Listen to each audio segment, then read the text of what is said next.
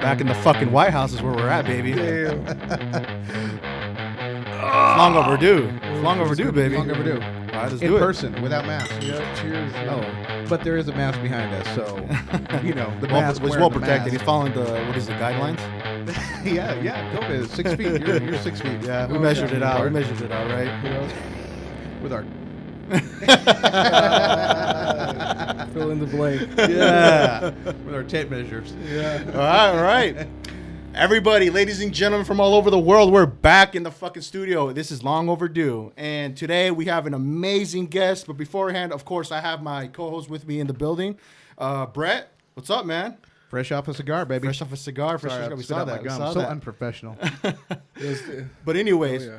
like I said, we're going to jump straight into it. We're going to just straight Yes. nosedive into this, right? We have a very amazing guest, a real good friend. Yep. He's on the journey right now on achieving his goals and chasing his dreams. Today in the building we have my boy Miguel. What's up, brother? What up? Yo, and so normally for our traditional listeners, we obviously have this on audio, but also on this one we decided to get back in the video game. Eddie said Eddie's got COVID. God damn, we're gonna get sick. No, it was the Rona. It was the, I mean, No. I was gonna say it was the Rona, but it's the Corona. Yeah. not You said that not the sickness. Who's scared? It's the I'm morning scared. resident. We I didn't saw you sign a turn around release, real did we? quick. I saw you turn around real quick. Get out now, right? Who cares? By 3 more of these, I'll forget all about it. We'll all be yeah. coughing I know, right? till we're in our coffin. We need those sound effects, man. We're Yeah. upgrading. Yeah. But yeah, so Eddie, lay it down. You were telling me, like, I mean, you've been telling me about Miguel for months, and I'm like, Yeah. every Yeah. time I'm like, dude, bring him in, bring him in, bring Yeah. him in, and like seriously, this has been a long time coming to Yeah, finally meet yeah. you in the flesh. And Eddie says you have an incredible story, and Yeah, yeah. Thank you. I want to hear it all. Okay. Yeah. Hell yeah, dude. Yeah, I'm man. excited to tell it. You know? Let me gas it up a little bit Yes. too, though, Yeah. man. Right You know, on, right I on. believe in life. You run into individuals that they kind of teach you something a little bit in the sense of like, I'll just say this, from seeing it back then till I met him till now, I can just say that his journey to be in the place right now where we're at in 2020. It motivates me a little bit personally because you always find those individuals that through against all odds and with what they have and what they're given, Facts, dude, he made something of it Yeah. and he's become, I believe, successful where he's at now. But Thank I you. mean, I'm gonna let him tell him himself, and we'll go into more into detail with as the story goes, and I'll chime in on just kind of how all this all played out. But we're gonna get into his clothing line as well, which I mean, he showed me some pieces. We talked about it a little bit off air, but I Look wanted to at save it for the that. tip touch. Yep. We're gonna get into all that good stuff, bro, and it's gonna be one hell of a ride. So buckle up, man. But I Yep. mean, Miguel, man, what's up, bro? I mean, it's been a while since Yeah. we really chopped it up and sat down and kind of just talked about everything that's transpired from when our heydays, our party days. You know what I'm saying? Yeah, So I mean, fuck, dude. how's life treating you, bro? Damn. How's life treating you? I mean, we're here in 2020, and like I said, fill us in, man. What's up? How's it going? All right. So first off, thanks for having me here, you guys. dude, for sure. Hell yeah. And Eduardo, this is a great opportunity to be here, and I'm pretty pumped to be talking with you guys. But so where could I start? Where you from? Like, just Right? tell it from the beginning. So pretty much, I'm from San Diego, California. Grew up there my whole life, and I was just your average skater growing up in Cali. Drinking, smoking, partying. Shout out to my parents for putting up for all my shit. So that's a Shout big out, Mom one. and Dad. Yeah, dude. Thank you, you guys. So I just had a lot of fun, man. I had a lot of fun throughout high school. My friends, family, everybody. And then one day, my cousin said he would come and visit, and he was like, "Hey, if you come up to me to Washington, we could do something for you." And at the time, I was 18, and I was like, "Nah, man, I don't think I could go up there. It sounds a little crazy." And the next thing you know, he's at my house, and he's like, "Hey, do you want to go?" And I was like, "Fuck, you really came," So I was like, "You know what? Let's do it." I was just like, "I'm ready to go. Let's do it." So I packed up my shit, and my parents didn't believe me, that I was gonna do this. And the next Oh, excuse me. Yeah, baby. That's what I'm talking about. That's the official. That's the official. What is it? Shifted into gear here in the That's podcast. right. Rona's kicking in. Yeah, yeah. So, If you need to throw up, there's a bucket right next to you. So he came, and the next thing you know, we're fucking driving up to Washington, literally, you know. And my parents call me. They're like, "Where are you at?" And I'm like, "I'm already halfway up California, you know." And they're like, "No, you're not." And I'm like, "Yeah, I already left." So I just left, and they were surprised, right? And I came up here with literally probably like $100, dude. You know, just it was the biggest risk of my life, man. You know, I didn't think too much into it, but I did it. You know, so let that be something to what I'm going to talk about later, right?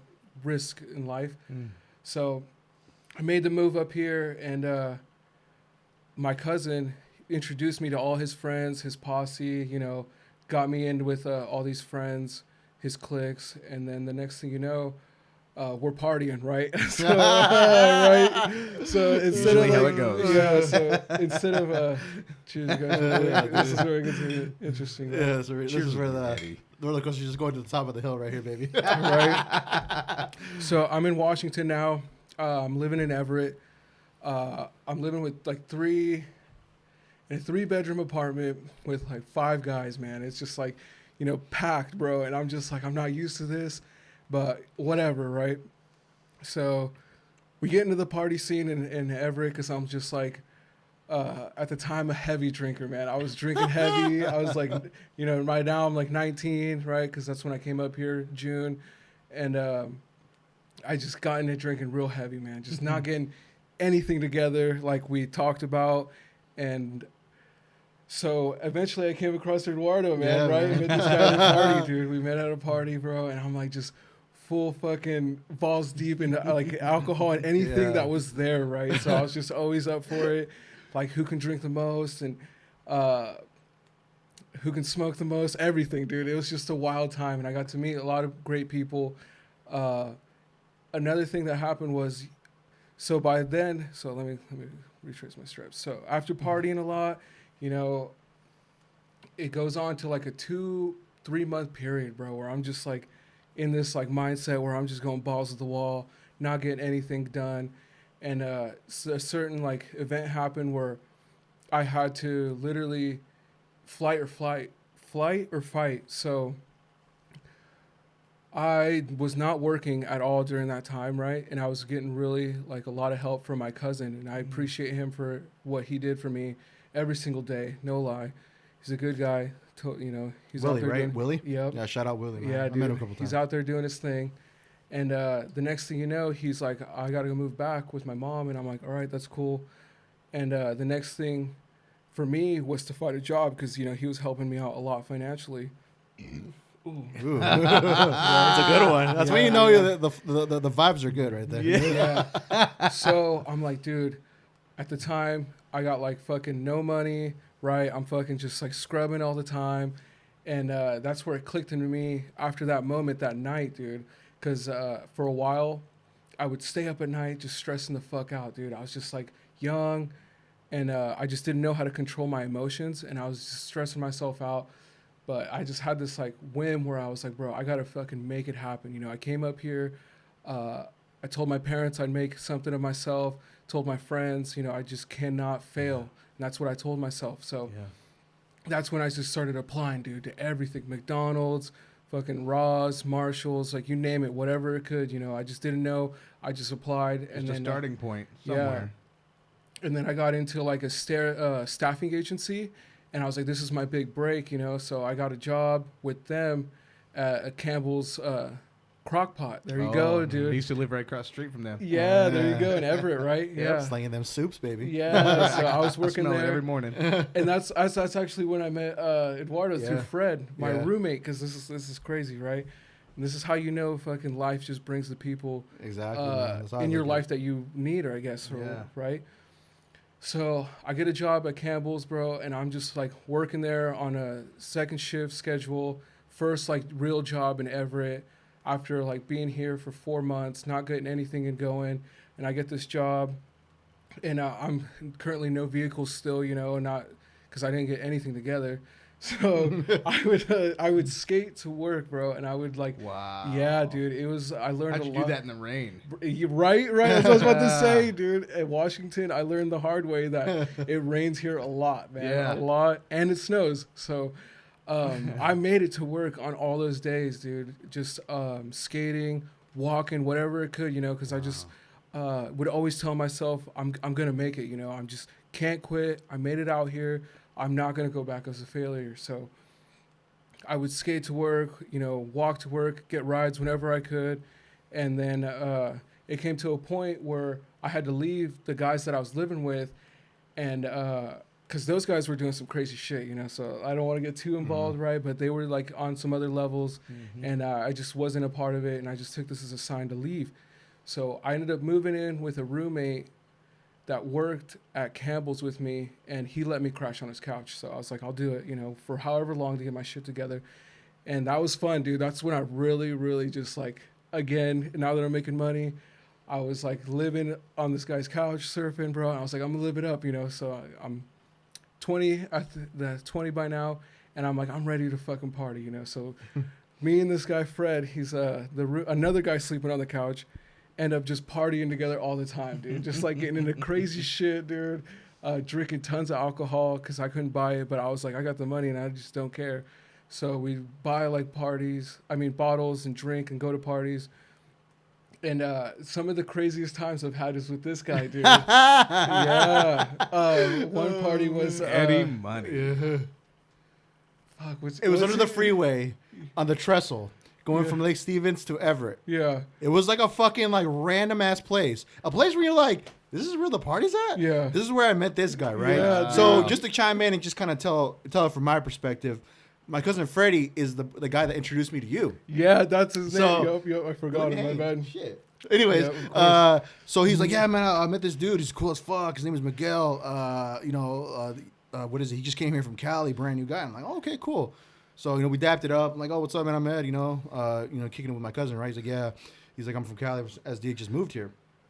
So we party it up, and when this guy says he can drink, he can fucking drink. Yeah. Like we ended the night where he was just fucking like on the ground, just fucking passed out, like blacked out. Yeah. I'm like, dude, that guy can put down some alcohol, right? So it just from there, it just started kind of like, I would see him every now and then, like, oh, what's up, Miguel? What's going? How's it going? Okay, cool. We would kick it. We'd go out and do our thing, and But yeah, that's how I met him. That's just how I met him. It was just from like if I meet somebody from my cousin from family, I mean they're cool with me automatically because you met my cousin, cool. What's up?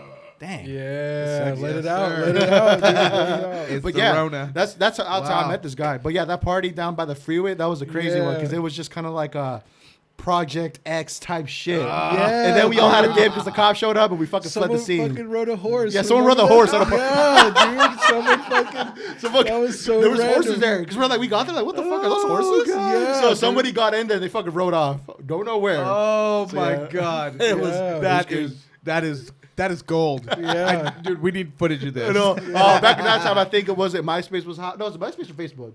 I don't know. No, it was a while ago though. That was a fucking while. I think it ago. might have been the birth of Facebook. Yeah, somewhere birth of around Facebook. that time. Yeah. Wow.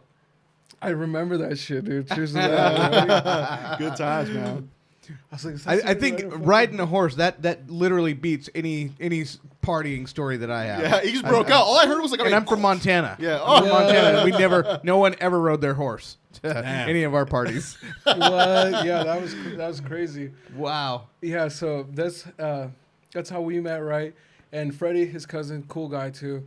And that's why I couldn't remember his name, right? Fred is the guy I used to live with, and then Freddie and whatever, right? So after living with Fred for a while, I came across one of my cousin's friends, Paul. Good guy too, man. Super nice. He's probably the nicest guy I've met out here. One of them, right? And he comes over one day. He's like, "Hey, I got a townhouse down the street from here, and we're looking for a roommate. Do you want to be that roommate?"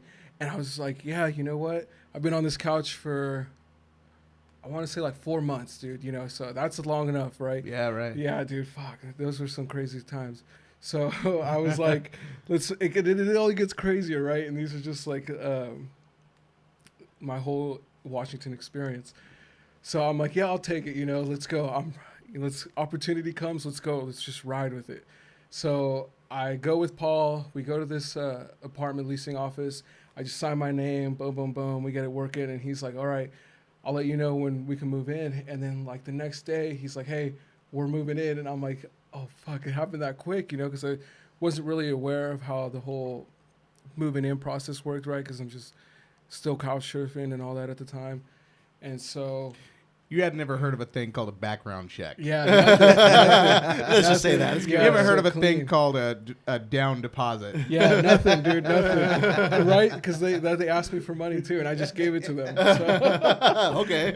Yeah, I was like, Whatever right. you need. Yeah. So you were digging in the couch for it. Yeah. Hey, so I move into these apartments across the street from Mariner High School, and I'm moving in with Paul, Emily, Chelsea, and Anthony, right? So 2 couples, and then myself in my own room in a 3-bedroom townhouse in Everett.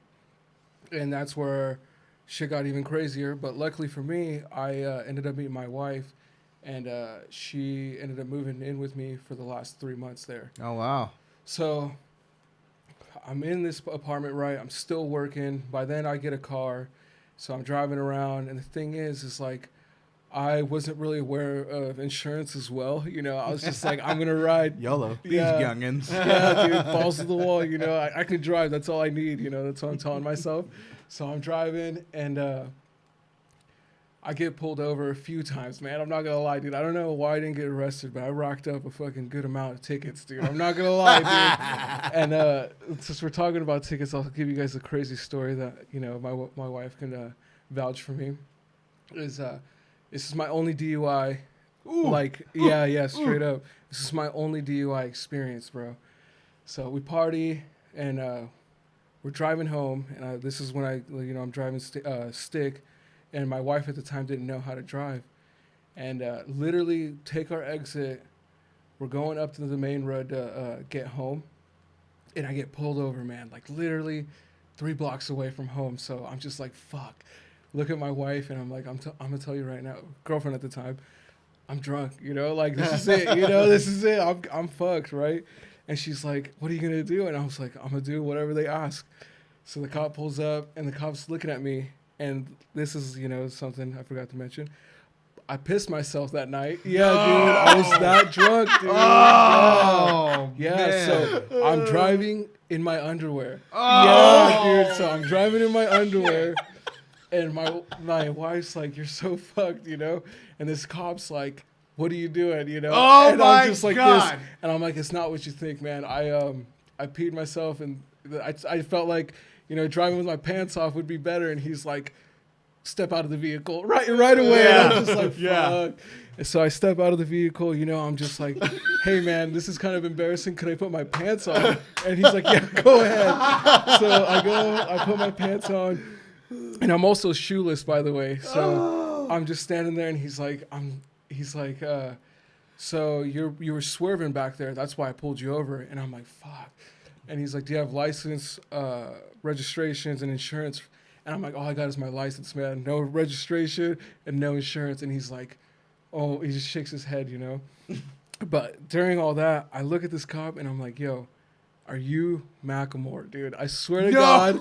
Yeah, he looked just like him, dude. Fucking haircut and everything. And I'm like, when are the cameras jumping out, man? You know, because I'm faded, so I'm just having a good time. Yeah, with of this. course. And he's like, The best time. yeah, and he looks at me, and he's like, this is the first time I've heard that.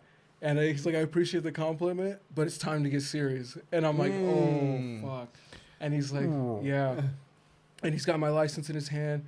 And he's like, I just want to let you know, dude, I can fucking ruin your life right now. He's like, you're drunk, allegedly, right? Because I haven't done the DUI test or anything yet. And he's like, but you got no insurance, no license. I mean, you have the license, but no registration. And I'm just sitting there like, fuck, dude, it's done. I'm done, right? And he's like, but I'm going to do the test. You know, if you pass the test, you know, we'll see what happens. So I'm like, all right, let's go. So I do the whole DUI test, man. The fucking... You know, line, the fucking 4. The sobriety test. Yeah, fucking finger thing.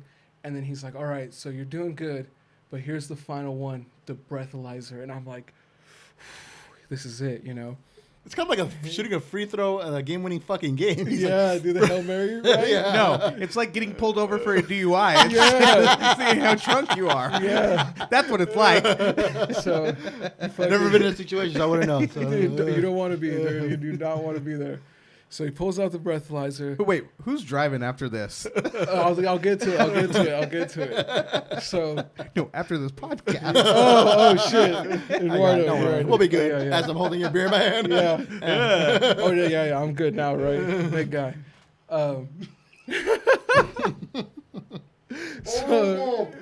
My life is over. So we do the breathalyzer, man. I'm blowing on it, and I'm just like, here we go. This is it. This is my final shot, right? And the next thing you know, The black can. Sorry. it's all good. The results come out, and he looks at it, and he's like, dude, you're the luckiest fucking man I've ever met in my life. And I'm like, what is it? I blew a 0.079. No! Yup. And he looked at 0.8. me. Yup. He looked at me, and he's like, look at that. I want you to see that. And he was like, if that was like 1 point over, you would have been done. But he's like, legally and by the book, I can't take you in. Wow. Yeah, dude. And I looked at him. Macklemore. Yeah. Macklemore. Shout out to Macklemore. Macklemore, you're a lifesaver, Officer bro. Macklemore, we love you. Yeah. So I'm just sitting there like fucking racing, and I'm like, oh my God, now what, And he's like, I'm going to give you this. He gives me the breathalyzer piece, and he's like, don't ever drink and drive again. And he's like, I don't care how you guys get home, but you're not driving. You can walk, Dude. leave your car, or let your girlfriend drive. And I'm like, okay. So I get in the car, and she's like, what happened? And I was like, you just saw it, like I'm fucking here. And I'm just heart's racing, and I'm just like, I can't believe this has happened. And so that's when my wife drives, and she drove she's never driven, and I just helped her. But but we made it I know home. that. Hey, it I was started with a stick shift. Yeah. So, but we made it home, man, and I was just like, "Fuck, dude, and that's when I was like, I can't do this no more." I gotta Wow. pace That was your myself. eye opener. Yeah. Oh yeah. Dude. Were the seats soiled? No. I did good, dude. I did Wait, good. so you put your pants on. Did you keep the pants on for this? Yeah. Oh, it smelled like piss. Yeah. Okay, so one thing I'll tell you, Eddie said that he said when you talk to Miguel, there's a lot of similarities with my story and with your story. So I want to just tell you a little story real quick about my so this is the reason why I never drank and drove growing up. My mom started dating this guy when I was 10, and when I was 12, this guy's brother, we all of a sudden got word that he was in jail, and I saw him literally, like, it was crazy. So one day he was drinking and driving one night, ended up blowing through a stop sign, 4-way stop sign, killed this 19-year-old. Damn. And we're talking, this guy was plastered and blew through the stop sign, T-boned this 19-year-old girl, killed her instantly, kept driving. The cops followed the trail from all the fluids from the pickup he was driving. He drove all the way to his house, drove into his front yard, and then just stumbled out of his truck. And then when the cops came, he was just passed out on his couch. I saw him get sentenced to life in prison without parole. It was his third strike in the state of Washington. Damn. At 12 years old. I left that courtroom crying. And it was something that stuck with me even to this day. Yeah. I really have no patience for drinking and driving. And it's just because I saw at age 12 how real it was. And I saw a lot of stupid shit in my party days. We partied hard. Just like you guys threw down, we threw down. We were crazy. And, my excuse in my party days was, well, if I'm not drunk and driving, I'll get in with the car with somebody else, right? I was stupid for doing that. Yeah. But it had this impact on me that if I knew that I was driving, and I would raise my hand at parties and say, hey, I'll be the guy, And so I might have like a drink in the beginning of the party, but by the end, by 11, 12, when it's time to go, I'm ready to go, you know. But I always wanted to be that. But dude, I mean, you know, I had friends that got DUI after DUI after. They had a game where there was a sheriff. We were out in Montana, Flathead County, and they would fuck with this sheriff, and the two of them, they both had this game where they would outrun the sheriff. They were out in country roads, and it was all like gravel roads, so they knew how to maneuver these roads and make it so smoky, you know, all the dust, or make it so dusty that the sheriff couldn't find him, and they knew the back roads. Yeah, so then they would compare their stories about, hey, did you get him on this night? Yeah, I got him on this night. And they would, like, that was their game, was outrunning the sheriff.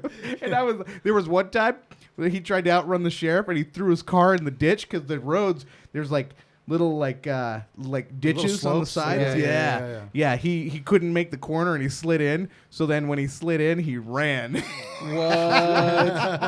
But the roads were so dusty that the cop didn't even go down that part. So he, the next day, just got his dad to pull his car out. But man, only in Montana. It was dude, I loved partying in Montana. I loved it. Yeah.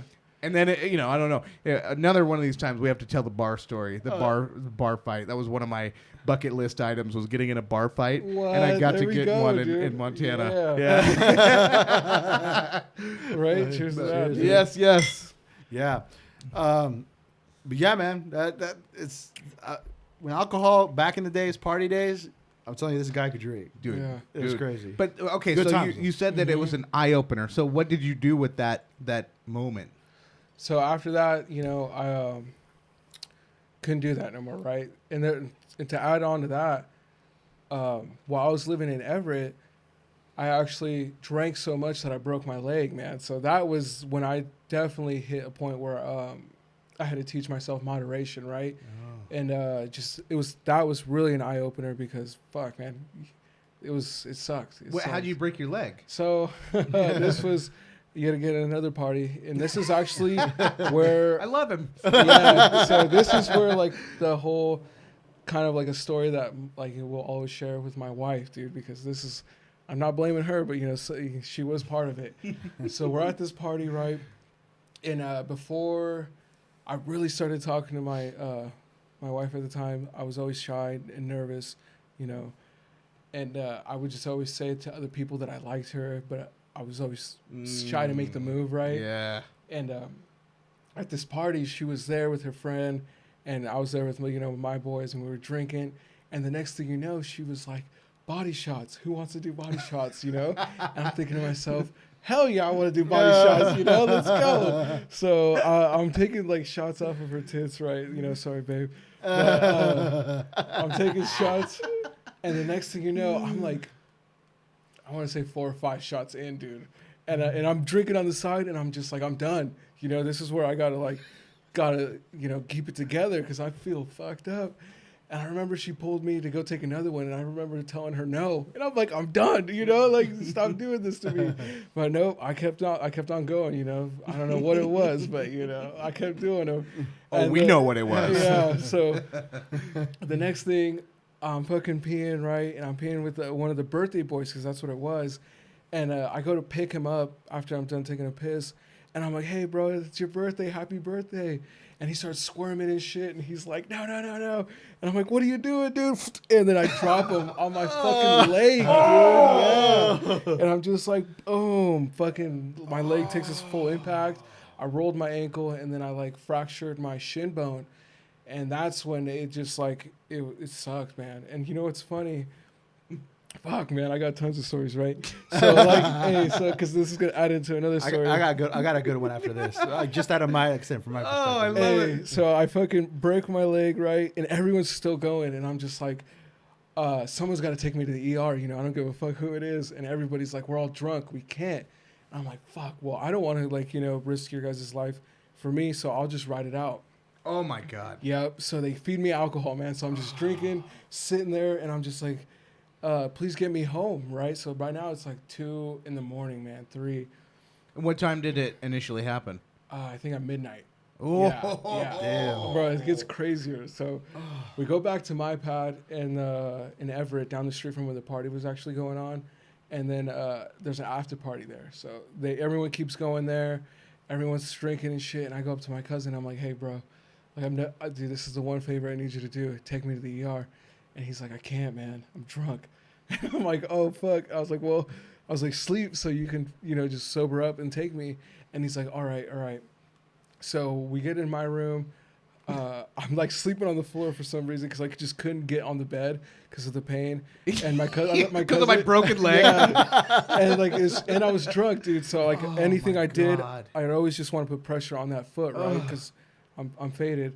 So I crawled everywhere and I also thought that was a good idea. So I was just like crawling, yeah. And I let my cousin sleep on my bed, right? And I'm like, all right, bro, sleep, and I'll wake you up in 3 hours, and then can you take me to the ER? And he's like, yeah. So it's like 3:30, 4 o'clock in the morning now, right? And he falls asleep finally, and literally, like I want to say, like 30 minutes passed, maybe, right? Because I'm in pain the whole time, and I wake my cousin up, and I'm like, hey, bro, you need to take me now. And he's like, what? How long has it been? And I was like, it's been 3 hours. It's only been 30 minutes. Yeah. I'm like, let's go. And he's like, okay. He doesn't even check his time. And I'm like, let's go. So he like helps me gimp into his car. We go to the Swedish over on 128th. And I'm in there. He gets me a wheelchair, gets me in, the emergency room. And it's my left foot. And the funny thing about my left foot is I have a camel tattooed on my big toe. Camel toe, right, dude? He does. I've seen it. So I go in the ER, bro, and they sit me down and take off my sock and shit. And this doctor looks at me and he's like, "Is this the foot that's broken?" I get it. Yeah. And I'm like, yeah, man. And he's like, and I see him turn red, bro, because I'm pretty sure he's keeping it professional. And he's like, I'll be right back. And I'm like, where the fuck is this guy going, right? Leaves. Comes back with like another doctor and like 3 nurses, and they're like, "Look at this guy's foot," And they all get in there, and they're like, "Yup, that looks like a broken foot." And I'm like, "I know it's broken. What are you guys gonna do?" It's all... Yeah. But they're all laughing at my toe, and they're like, "All we can give you now is Tylenol," and I'm like. And I was like, what the fuck? I didn't come in with a headache, asshole. And they're like, you have to go see a specialist for that. And I'm like, what? So I leave there on a recommendation. And then, that was the real turning point right there, dude. Broken shin bone, ankle. Yep. Yeah, dude. I remember that. We could call that one a pivot point. Pivot point. Yeah. One of the craziest ones, though, is for him, it was one of the ones that I remembered. It was the most recent one.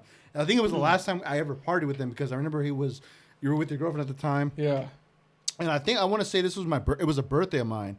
And shout out to my cousin Freddie. We'd throw massive parties at his house. Facts. Dude, that shit was wild, bro. Oh my God. It was for my birthday, and we got I think 2 kegs, and we just got the whole shebang, right? People were flowing in, and he showed up. I'm like, oh shit, Miguel, haven't seen you in a minute, man. What's up? What's going on? And so we started drinking. I'm like, hey, let's drink up, It's like, all right, fuck it, let's start drinking.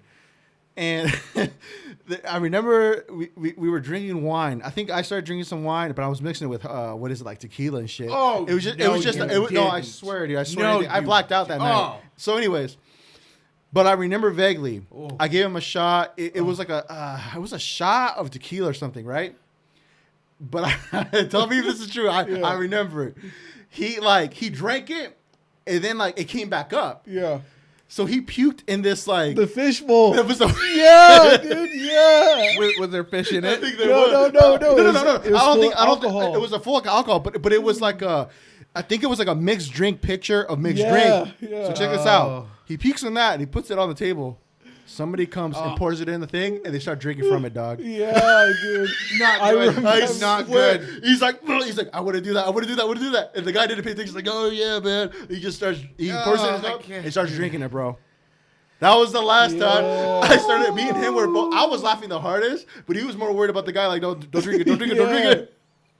And he fucking drank it. Yeah, that was insane. That was one of the highlights. Bro, but yeah, man, he was doing keg stands too. Yeah, dude, it was crazy. I'm sorry, he was overall though. In all seriousness, he was just a good dude. And when we were just sober up, we'd kick it, just talk. You know, and then I think there was just a point in time where we kind of went our own ways. And it literally, I haven't really heard from him at one point. Here or there, we'll say what's up. And he was kind of doing his own thing. I got married. I invited him to my wedding, but he was going to this big event in Vegas, EDC. Yeah. I'm like, totally understand, bro. Totally understand. You know, he already made plans and all that. Called a strip club. Yeah, definitely. Yeah. But, you know, what's one thing, too, that I can say where I think I hold this moment really important to me because I remember he was telling me about this event that goes down in California. It was happening in California, but then they moved it to Vegas because there was a girl, I think, that snuck into the event and she OD'd, and then they sued the promoters. Oh, shit. It was, I think she OD'd on ecstasy. So he was telling me about this event. He's like, yo, man, if it's one thing I recommend, bro, you need to go to this event. You know, the vibes are good. The fucking people are just so genuine, so welcoming. You know, blah, blah, blah, all that stuff. And I'm like, he was just gassing me up. Like, fuck, I need to go to this place. And he was telling me this story in particular. He said it was the last night or one of the nights at this event. He met this girl. And they were both just like, you know, having a good time, dancing. Just the vibe was right. And he's like, it was just a moment. He's like, the way he was telling it gassed me up. I'm like, dude, we're fucking going next year. But he was just telling me the story, and I'm like, fuck it, we went. And it was like an actual first time I ever went with the boys. We drove to Vegas. My parents let me use their SUV. We drove to Vegas. We fucking had just a phenomenal time, bro. And it was because of this guy. Just the way he was saying it. Dude. Yeah, dude. He was telling me. He was just telling me about it.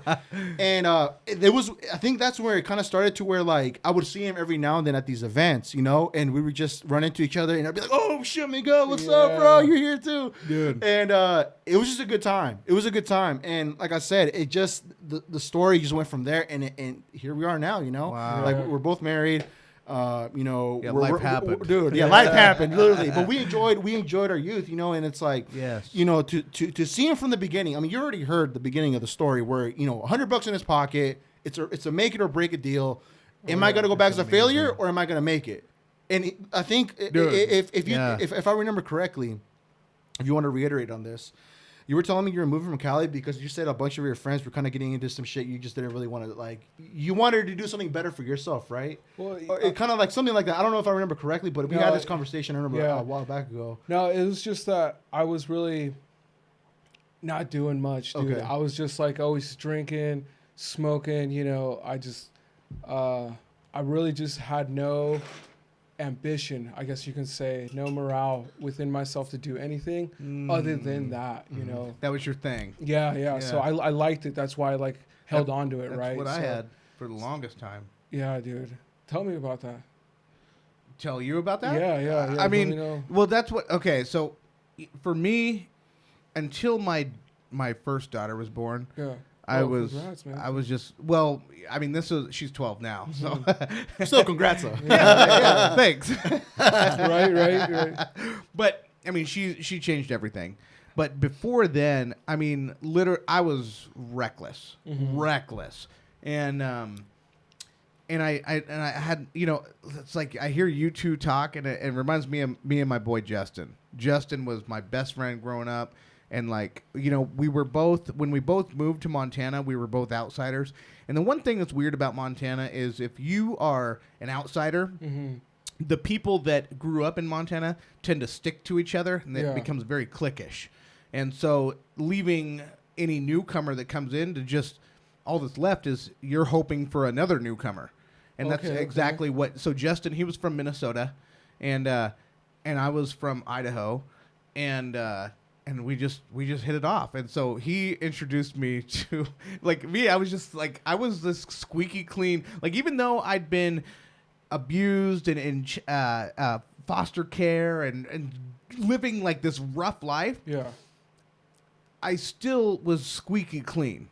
I was like this little angel that just got sent to hell. But then I met Justin, and Justin was like, "Hey, you ever heard of the Dog Pound?" And I'm like, "Nah, I never heard of them." And then he puts on Corrupt and Daz. Nice. And then he introduced me to Tupac, Snoop Doggy Dogg, and like I remember, and like so he would bring his CDs, and like he didn't care, like he would let anybody listen to it. And I remember he let my mom, because my mom always wanted to be cool, you know, she always wanted to like hang with the kids, you know. and she never disciplined me. So she just wanted a friend, you know. So Justin was her friend, and so Justin put on "Dear Mama." Yeah. And she starts crying. We had a 1993 Geo Metro, and I just remember hell she's yeah. just hitting those mean rural roads of Montana, listening to "Dear Mama" in the tape deck, just crying. Damn, Crying. And I'm that's like, how you Mom, I'll know never it. love you like that. Oh, Facts. Right on. But so anyway, so that was when I was 13. Then get us into our party days. Yeah. I mean, then we were just partying all the time, and I mean, it was just like there's so many stories. There were times we loved to get in fights too. So one thing Damn, about there you me go. with my growing up through abuse, I always had to know that I could defend myself because I was very self-conscious about being beat by my mom. You know, like Yeah. when I was 9 years old, I was beat, and that really like had a profound impact on me to where I knew I had to learn how to defend myself, and I knew I had to learn how to fight against men. That would make me feel like a man. Okay. So Justin, he was a scrapper. And so Damn. he would, dude. Okay, so we'll just go into the bar fight. So we fought all through our teenage years, and it was so much fun. I mean, it was just fun because it was so much fun. In fact, okay, wait, we'll go to before we go to the bar, we'll go to this house party we had. There was this really shanty area in Kalispell. More specifically, Evergreen, for people who know that area. Evergreen was where you didn't it's where the poor people live. Okay. And so that was where I had my first trailer. Nice. Holla. Yeah, So yeah. anyway, Hey, so but there were first these class now, right? there were these apartments that were all there, like all bundled up together, and we had this huge party, and anyway, there was these other cats that we didn't recognize. We're like, we don't know any of them.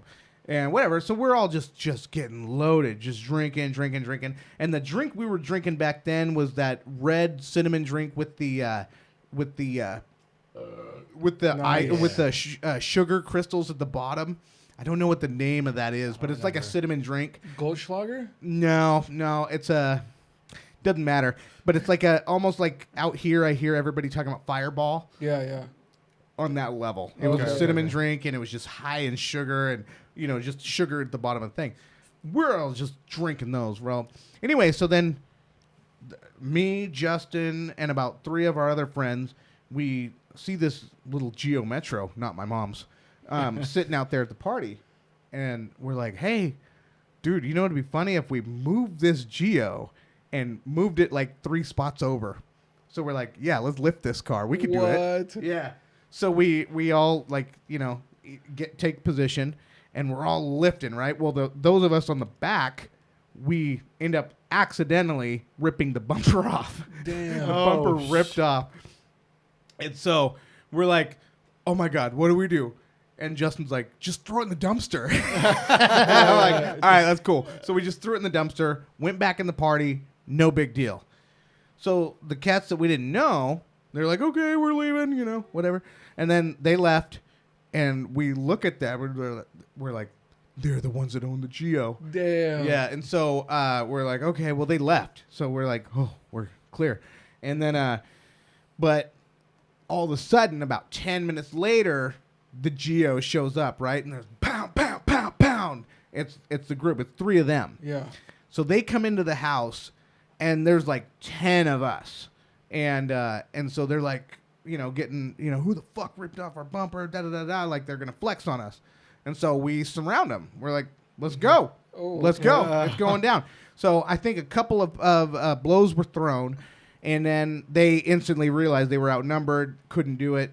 So then they jump in their Geo. Well, we jumped in all of our cars. So I just remember What? jumping in the back of this pickup, and like anything I could find in the pickup, I'm throwing. I mean, we're teenagers, right? Yeah. We're just teenagers. But I'm just throwing everything I can at them. They drive right by the police station as if we're not going to follow them. So Okay. so we followed them right past the police station, and then they were just scared. So I don't know what happened. I think eventually they kept circling around the police station, Yeah. hoping a cop would come out, and then we just like we ended up bouncing.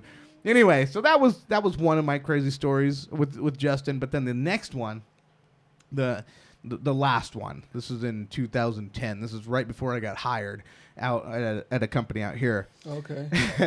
I was in Montana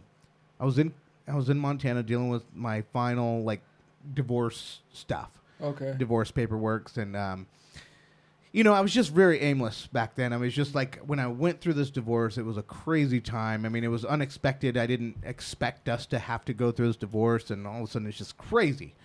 So my mind's not right. So then I end up linking with Justin and our friend Eric, and he's like, "Hey, let's just grab some drinks up in Whitefish.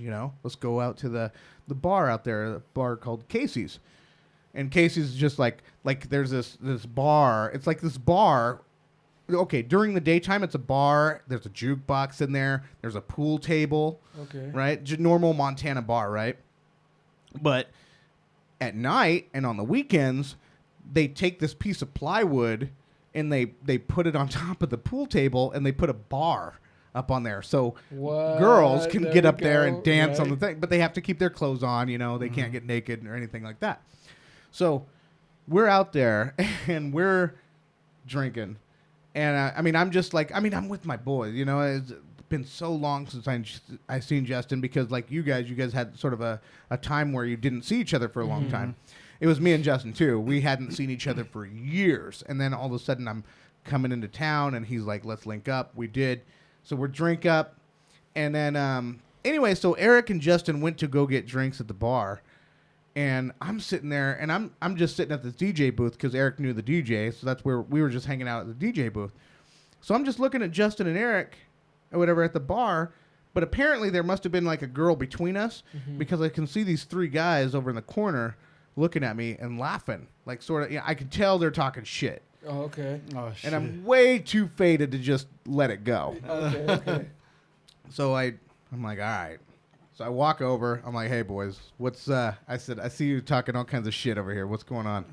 And they're like, I see you looking at her. I see you looking at her. And I'm like, what are you guys talking about? And they're like, that girl, I see you looking at her. Don't act like you don't know, whatever. And then so I'm like, oh, that girl in the black pants? Yeah. I go, she's okay, but she's nothing I'd stare at. Yeah. So Yeah. you can have her. And so then the one of the guys pushes on me, right? And I pushed him back. Security jumped on it right away. They're like, "What's going on? What's going on?" And they're saying whatever. I'm like, I don't even know him. I go, I'm just waiting for my friends. They're at the bar, whatever. So then there was a second altercation where they end up talking more shit. Like shit's going down, okay, right? okay. And so then security kicked him out. They're like, "You guys out of here." So I'm dancing with this girl. And we're dancing, and this is a girl that like I had dated back in the day, and she was a scrapper too. She was like bowdy. There you go. And She's so a down chick. and all of a sudden, I'm looking around, and I'm like, oh, I'm surrounded. So I told her, I said, hey, I go, I don't want you to be here. I got to have you jump off the dance floor real quick. I gotta scrap. I got three guys surrounding me, and then she's like, no, who are they? And I was like, no, don't do this. Don't do this. I got this. And then she's like, who is it? What? And so I just like There give we the go. nod, I'm like, well, it's these guys or whatever. I don't remember anything other than all I know is that the three guys, there was one guy that was like really big, like built like a brick house. Then there was a guy that's like more like Eddie's size. And then there was just a small guy. Those were the three guys. I took the guy that was built like the brick house, and I just shoved him into the jukebox, right? I just made sure he tripped. And so he fell. The guy that's Eddie's size, I'm hitting his face. No. I saved him for last. No, the little guy just kind of threw him off like whatever. Go. And then, but the guy with like Eddie said, I'm just squaring up with him, just pop, pop, pop, pop. And then, but the little guy jumped back on me, and he must have hit me probably 20 times. Anyway, I'm just kicking, I'm punching, whatever. And I just hear everybody screaming, da da da da da, and all I hear is stop. But then I look up, right, and I see my boy Justin, right. He had the big guy, the brick house guy. Apparently, he wanted to come in on me again, but Justin had him around the neck. Damn, and then I just saw Justin's tattoo right on his forearm tattoo, and I said, "My boy." Yeah. So then, but then all of a sudden I hear stop, and I'm still kicking or whatever. But then I look over and I see a badge. I see a shiny badge, and I knew instantly a cop was on me. And so I'm like, oh no, I'm gonna get arrested tonight, and I'm here for court. So he pulls me outside, and so he handcuffs me. So I'm up against the wall outside, and he's asking what happened. I gave him the whole story like I gave to you guys. And then the three people that were there, the three other guys, they gave the same story. And then the girl, apparently she was the sister of one of the guys. Whoa. That makes sense. That's where all the beef came from. Apparently, I don't know, the guy had whatever issues. I don't know if he had a relationship with his sister or what. But anyway. Holy shit, dude. So then, but I don't see Justin and Eric anywhere, right? Yeah. So I'm like, well, at least they got away, right? Yeah. At least, and then I'm thinking at least I have people that can bail me out in the next morning, So the cop, he's like, handcuffs me, and he's like, bro, did you just cut ass? And I'm like, yeah. And he goes, hang tight, I'll be right back. Yeah. So finally he talks to them, talks to their group. And then the girl I was dancing with, she was telling the cops that she was my girlfriend. And like, he wouldn't look at her. He wouldn't look at her. I'm like, oh, you're making it worse, girl. So anyway, so then the cops like, okay, you are all telling the same story. Nobody's, it's all roughly the same story. We're going to let everyone go. You guys are free to go. Nice. We are going to watch the cameras. And if there's anything different, different from your stories, we are going to arrest you. Okay. And so, anyway, so then the next day, so again, Eric knew the DJ, knew the club people.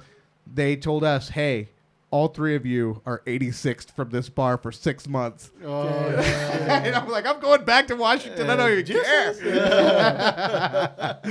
Yeah, so, I mean, and that was like, that was one of those fluke things. Like, I didn't expect that to happen at all. That just happened so randomly. But that's really why I don't drink that much much because yeah, man. Obviously there's still a primal beast within me. Come out. Survival. Yeah, man. I mean, it's yeah, that's crazy. It's I see a lot of that's what I'm saying. I see a lot of resemblance between you two because of that stuff. But yeah, man. I mean, drink to that, brother. That's what I was thinking too. Survive. Survival of the fittest. But I mean, fill us in. Let's fast forward a little bit. I mean, you got married, right? Yeah. You met your girl. You met your wife now, as wifey now. Tell us kind of like, okay, your mindset now, where we're at. And I think it's important to kind of connect everything because I try not to talk about it with him when we were riding on the way over here. Yeah. But we were just talking about kind of like how this connection seemed more of a, like, like they say, it's the people you meet down the road in life play an important role in just kind of how you want to keep those people within the circle. Yeah. And I'm glad that he is, and we kept in contact with him because I started seeing him working on some certain things, and I wanted to talk about them himself. So, I mean, we're here to kind of talk about, the launch of your clothing line. Yeah. Right? This is why we are here. This is kind of like the creme de la crop on right here. So Mind&Soul, the wine collection. Okay, let's talk about it. Give us an intro on that. Mind&Soul. So this is where this idea came from, right? And let me get that straight. It came from an idea, right? And not just any idea, but my fucking passion. So I got to a point where I was at work where I we work at the same place, and we'll just call it that. I really was ambitious when I got to work, right, for this company, and I wanted to do the most I could for it, And I went to school. I got in through a stepping stone job, right? It's the lowest grade. Went to school. I was there. Got certified. Went into the mechanic field. And I did not stop learning when I went to a different job code. So I was in this job code. I tried to be the go-getter and all this and that. And then I caught on that being the go-getter isn't always the best here. So I was like, you know what? I'm going to change and put all that energy into myself, right? Into my person that I'm sculpting, right, in my head, right? This is who I want to be, and I need energy and time and blah blah blah to make that happen. So that's where I made the effort and this decision to focus on that completely, and that's where the clothing line comes in, right? So the crazy thing is first I tried cryptocurrency. Oh yeah. Oh yeah, dude. I got totally brainwashed. I absolutely loved it. I 100% would say I understand the fundamentals and like the why it works, like behind the cryptocurrency itself, and why it's trying to replace current currency. But everyone has different views, right? Because essentially that can be played as a stock. So I did the cryptocurrency idea for a while. I definitely like learned blockchain, you know, the ledgers, everything. Like the history of Bitcoin from 2008 to where it is now, and the history of U.S. currency and how it had like this repetitive motion of it just failing for some reason during time. And you'll know that if you just look it up, right? Yeah, absolutely. Yeah, so... Yeah, dude. No, it's amazing. Yeah. I mean, I'm just saying, you're like the parallels. That's another thing I'm watching as well. Yeah. I'm waiting for the economy to collapse. Right? and it's when you throw your money in, right? It's amazing. To buy and then flip. So I was like, this isn't for me. You know, this isn't just working out for me. I invested some money. I made some return, you know, because luckily I met the coworker. He's a good guy. And he was the one like mentoring me on stocks and cryptocurrency while I was learning it on the side. And we tried a project where we actually were going to make our own currency coming out of Washington. Wow. Yeah, dude, that's how deep we got into it. But that didn't work out. Akon, he's making his own currency. You see that? Yeah, I didn't. Yeah. It's called Acoin. Acoin. And it's part of his, he's building a city. Akon City.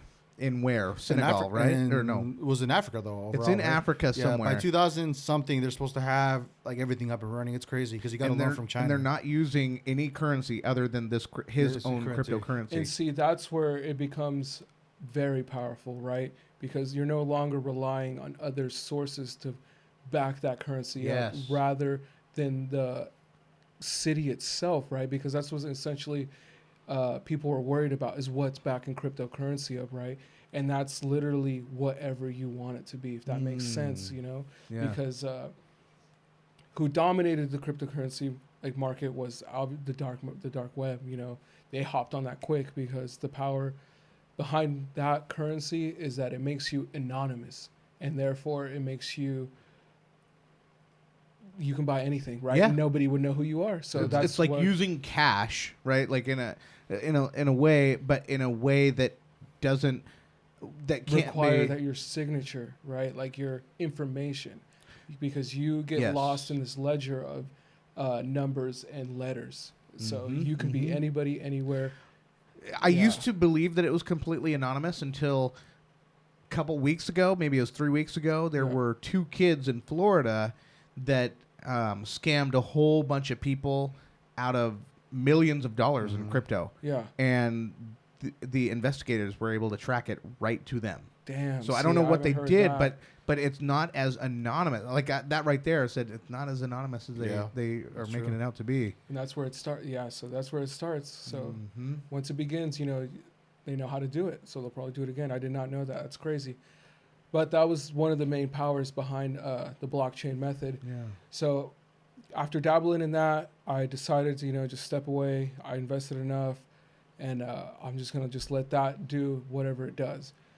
So I was like, you know what? This class that I took for project management, I essentially wrote a business plan for a clothing line, man. And I passed the capstone in that class with this business plan that I wrote, man. Like everything from what would I do if I failed, all this stuff, dude. And I was like, this is it. Like a SWOT analysis. Yeah, and dude. all that fun charts, stuff. everything, pie graphs, everything. Wow. Yeah. So I just did it.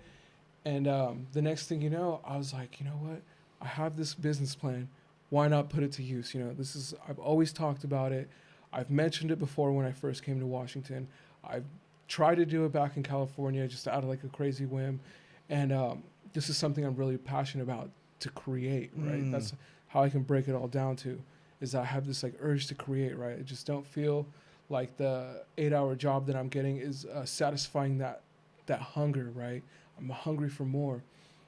So there we go, baby. I was like, let's get this going. So I just started like looking up names that I could possibly use, all this like designs that I had on the side, different like slogans, blah, blah, blah, this and that, you know. And I'm like, nothing's clicking, nothing's working, nothing feels right.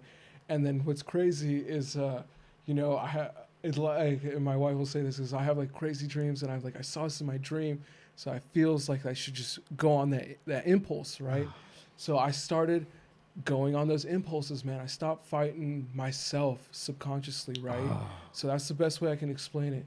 Is I thought of Mind and Soul because I feel like that's what it is. That's what was talking to me. Is my subconscious and my conscious teaming up to create this idea, and that's where I came with it, dude. I was like, this is what I'm gonna do, and yeah, I I'm love serious. it. Told you love this guy. I love I it. tell you, baby. So I went on I did it. I was like, let's go.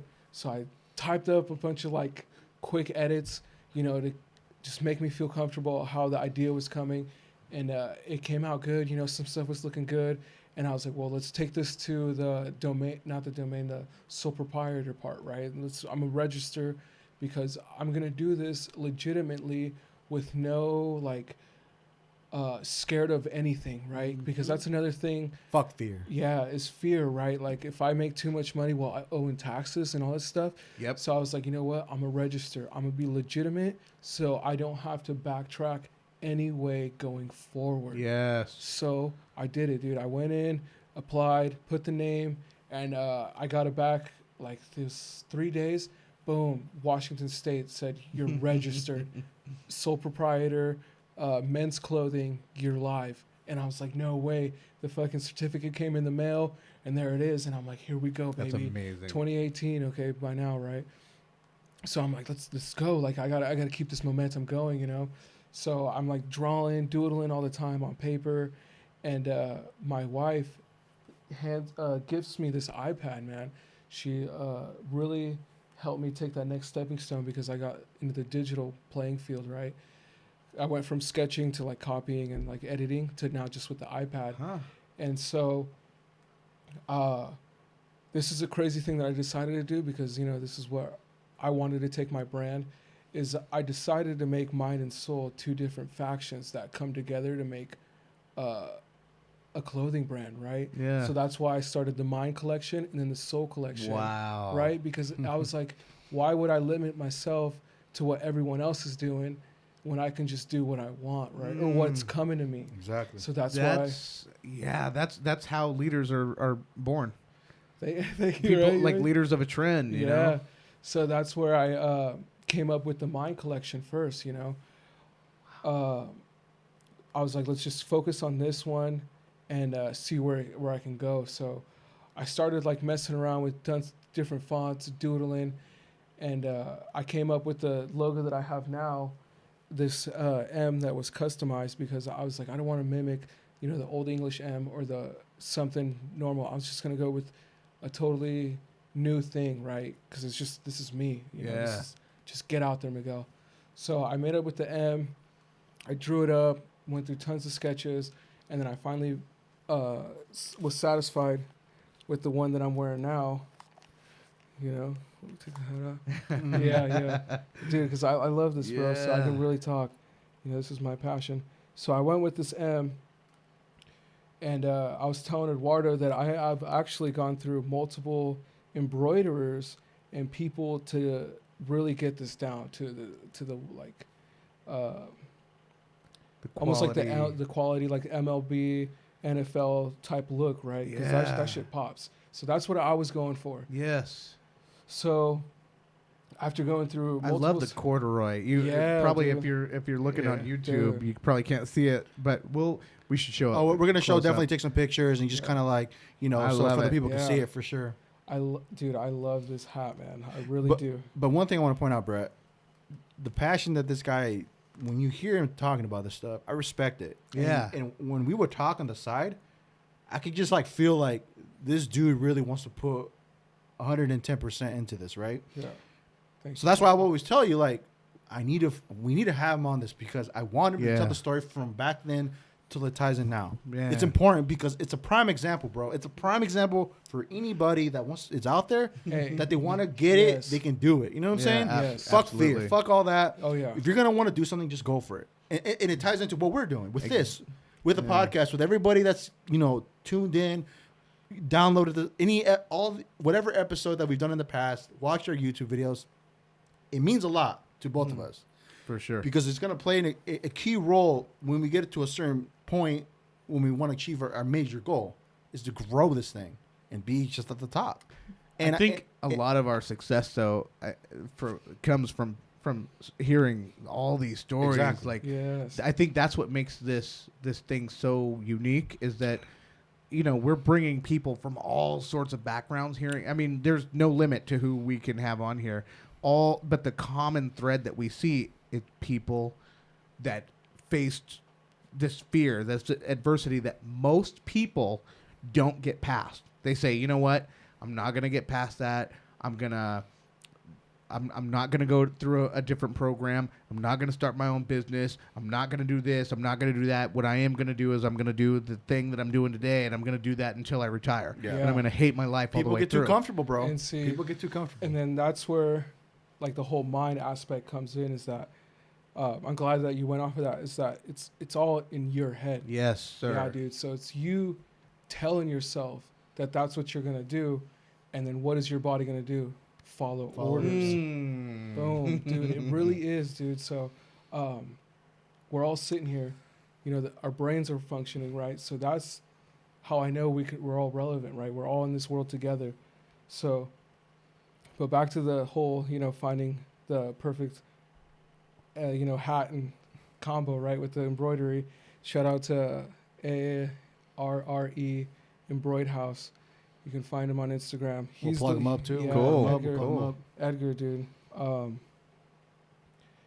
He fixed the file, upgraded the stitching, and dude, this hat came out to be exactly what I wanted, bro. I fucking So love it. when you're Yeah, looking dude. at a design and And then- like Here, for instance, hold on. what? Yeah, and this is where I'm gonna come in with the hats and give you guys a gift for bringing me on here. Oh, This is not seen yet. Is the, This is the white and black. oh, yeah, baby. Oh, my. Yeah, Oh, my man. Thank you. yeah, yeah, Oh, Yeah, bro. Much dude. yeah. oh, I love it. It's history Yeah, in the making. yeah. So these two, I love the black and white. Yeah, I love the yeah, black it's on Dude, black. that too. is solid quality. Dude, Dude, it's nice, huh? Wow. dude, I love appreciate it it. very much, brother. Yep. Thank you. Okay, so tell me when you're looking at a design.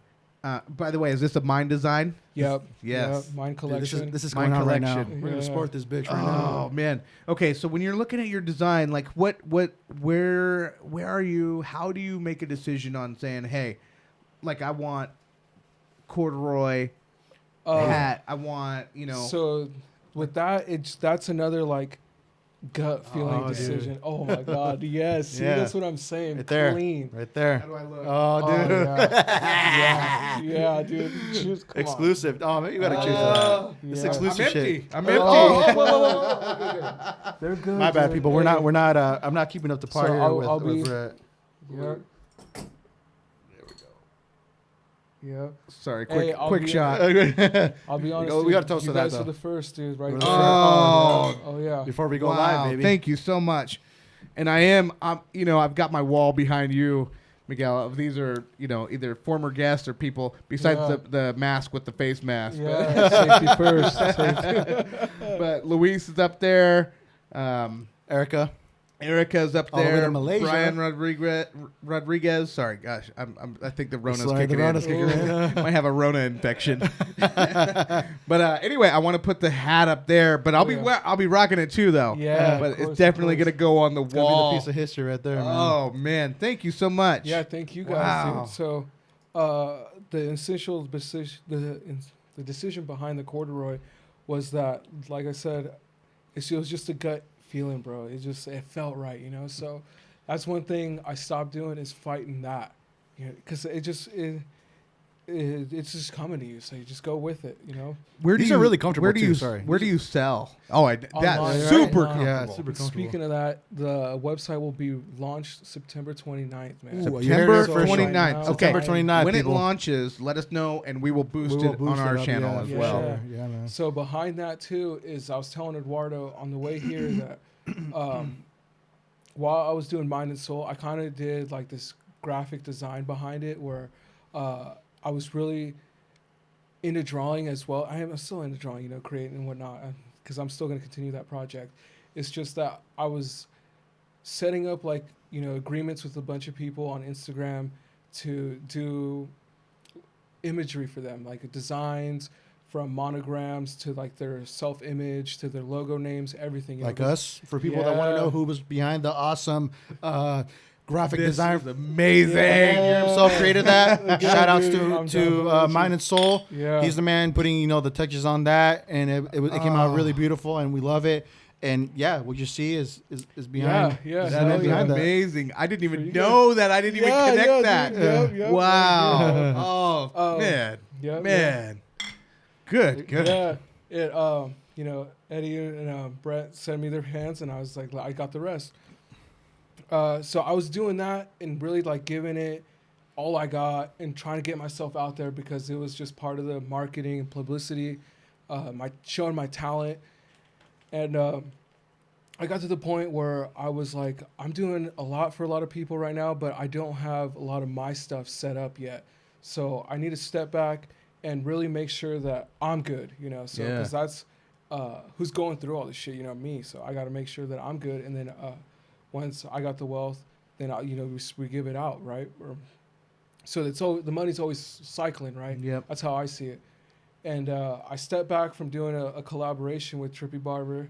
Shout out Awesome. Milka. Oh Yeah. dude, she's number one, dude. She's the Look one her did my up. her. Yeah, Mine look too her today. up. Yeah, there you go. Our official barber. Those will be official barber. So I stepped back from working with her, and I was like, I need to get these accounts made, you know, for the wholesaling, for the jackets, the sweaters, and you know, the top quality stuff, because I went through multiple samples for everything that like I'm finalized at. Yeah. Tons of hats, multiple, like I really love this, like multiple different embroiderers, different people doing the files for me, multiple shirts, sweaters, coach jackets, you know, windbreakers. Like I went through tons of samples, man. Oh. So once I made the final decision on all the shirts and the products that I was going to make, I was like, this is time for where I got to, you know, the next phase in the business is get these accounts with these wholesalers. And I reached out to all of them, emailed them, and I even, you know, reached out to them on the phone because I was like, I'm making this happen no matter what. Because, you know, this consistency is one of the things you got to keep in mind while you do this. It's just, you don't take no, right? And if you do take a no here, move around it, right? You know, that willpower will help you find the way, you know? Fucking shout out to Mandalorian. Show me the way. Yeah. Teach me the way, right? I love that show. Me too, So I was telling Eduardo on the way here, bro, that I got those accounts, man. I got them, dude, for the fucking hat deals in large quantities, the shirts, the jackets, and the sweaters, man. All like the best that I can find, because Man.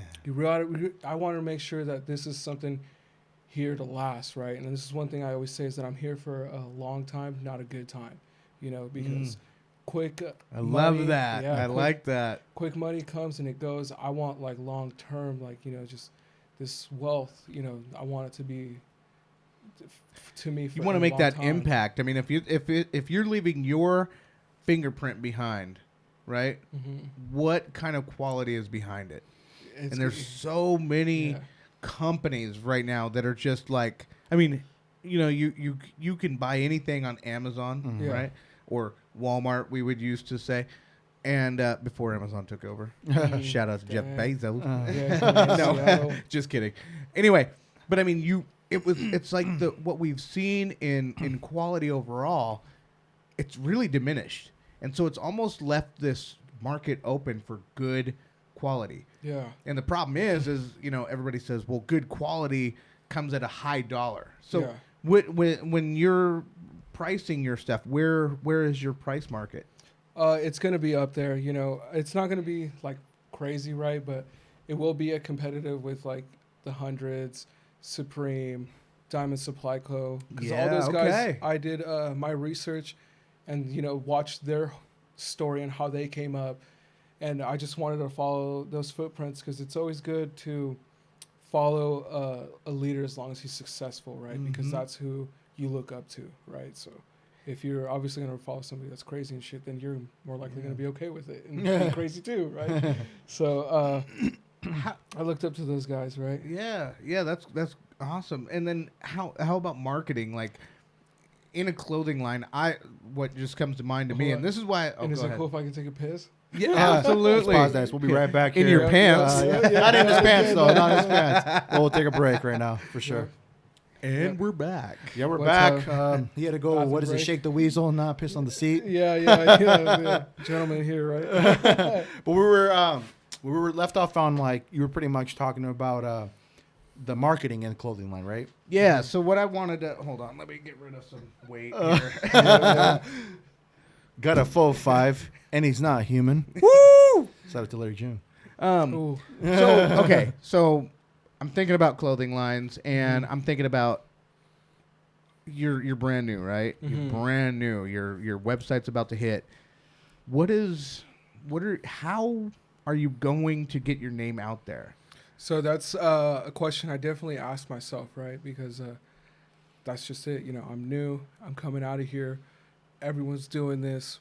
But the thing is like you gotta have that passion, bro. You gotta Yeah. just find that desire because you will come across that. You know, from whoever that crosses your way. That how are you gonna make this work, whatsoever. Blah blah blah.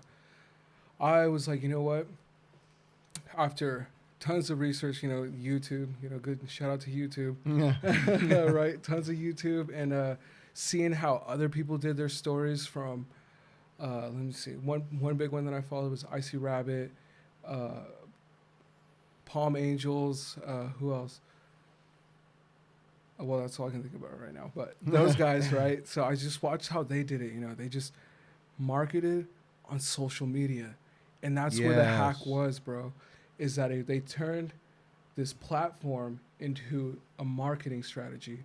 So it wasn't about like searching for how to get my name out there. It was like asking the right question to get myself out there. And that was where social media came in. And that is a free marketing platform unless you pay, right? So I got on it, and this is how I was going to do it, is the drawing part first. That's where I came into play with the graphic design and helping you guys and everyone that I've helped out so far, is that's where I would get my talent from. I'd put it out there as use graphic design. And then I transition the graphic design into like, hey, I took this drawing idea and just put it on like this shirt, right? And not only is it just a shirt, it was my idea to show the world what you can do once you set this goal. And that's where I transitioned into just focusing on my designs, like making sure that I'm good, what I'm putting out is good, and that as long as I keep that up, it will sell, right? Because I'm going to make it sell by the work that I do. Mind. Yeah, dude. And that's where it comes in all into play, because I can easily try this and give up, right? Yeah. But I don't want to do that. I did not do any of this to just half-ass it. That's why I call it the decision, because I made this decision with no choice with A or B. It's just A. Man. And then we're going, right? And that's why I've gone through samples for everybody, you know, spent money fucking drawing, placing, you know, searching up people that can do this stuff for me. People will never see the sacrifice. Yeah, They'll so never see it. And one thing that did happen for me that kind of like was like a surprise is when I got married, you know. So I initially started the idea to the brand in 2018, and that's also the year I got married.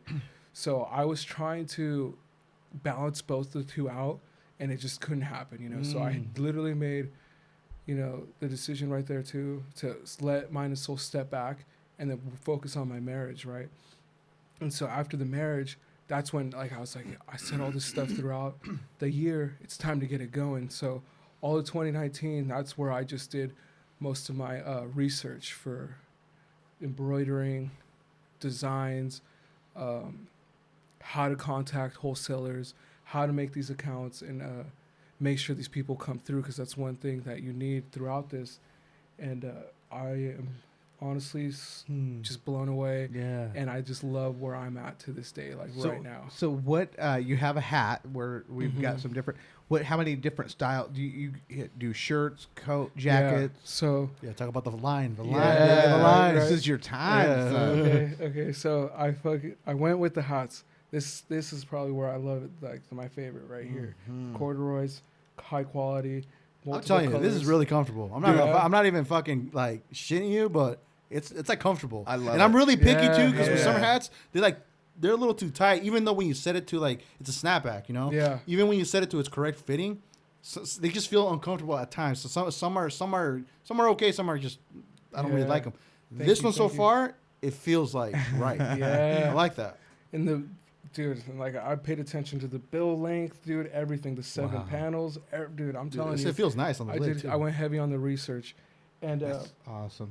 so I ended up going with white shirts. But this design, it's gonna be black as well, embroidered. Oh yeah. So There you we're go. gonna go with just the quick essential, nothing too much. I love it. Everyday wear, but high quality threads. And then this is where the jackets come into play. I like that jacket. That's a sick jacket. For- I'll have to probably pick one of those up. For fall, because that's when it's coming out.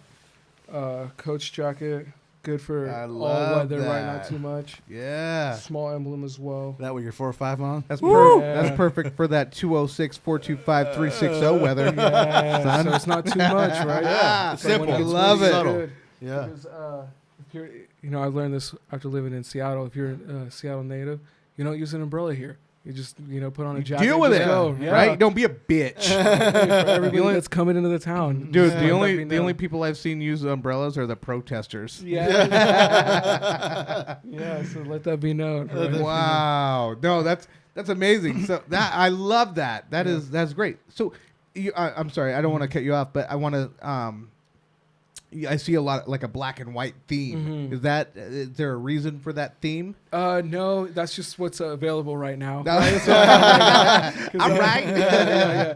No, there's It's gonna sick, be more. though. Yeah, I there's love gonna be it. More coming to it. Like the hats are gonna be white and black on black, army green and black, and then red and black, burgundy and black. Burgundy, yeah. And you're putting all of your money into this. This is 100% funded by you, or Yeah, do you have dude. outside sources? No, this is all me, bro. This is just me saying that, there ain't no excuse, bro. There ain't no excuse I'm gonna find not to do this. And that's one thing I just completely erased from my head, right?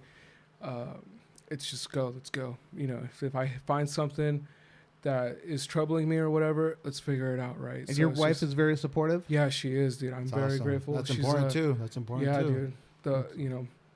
She's pushing. She's pushing, right? She's a pusher. Yeah. And it's good. I'm definitely happy that she's helping me, and she's working through school too. So that's Wow. Yeah, man. Oh, I love it. Damn. I love it. I like the jacket. The jacket's fly. Hey, can we wear these hats tomorrow? Oh, dude, hell Yeah. yeah! Oh yeah, we'll wear it. Yeah, Yeah. fuck yeah, let's wear 'em. good. And so I don't have the sweater with me now, but the sweater is going to be in tiger camo, black, white, and red and blue. So that's going to be multiple colors as well.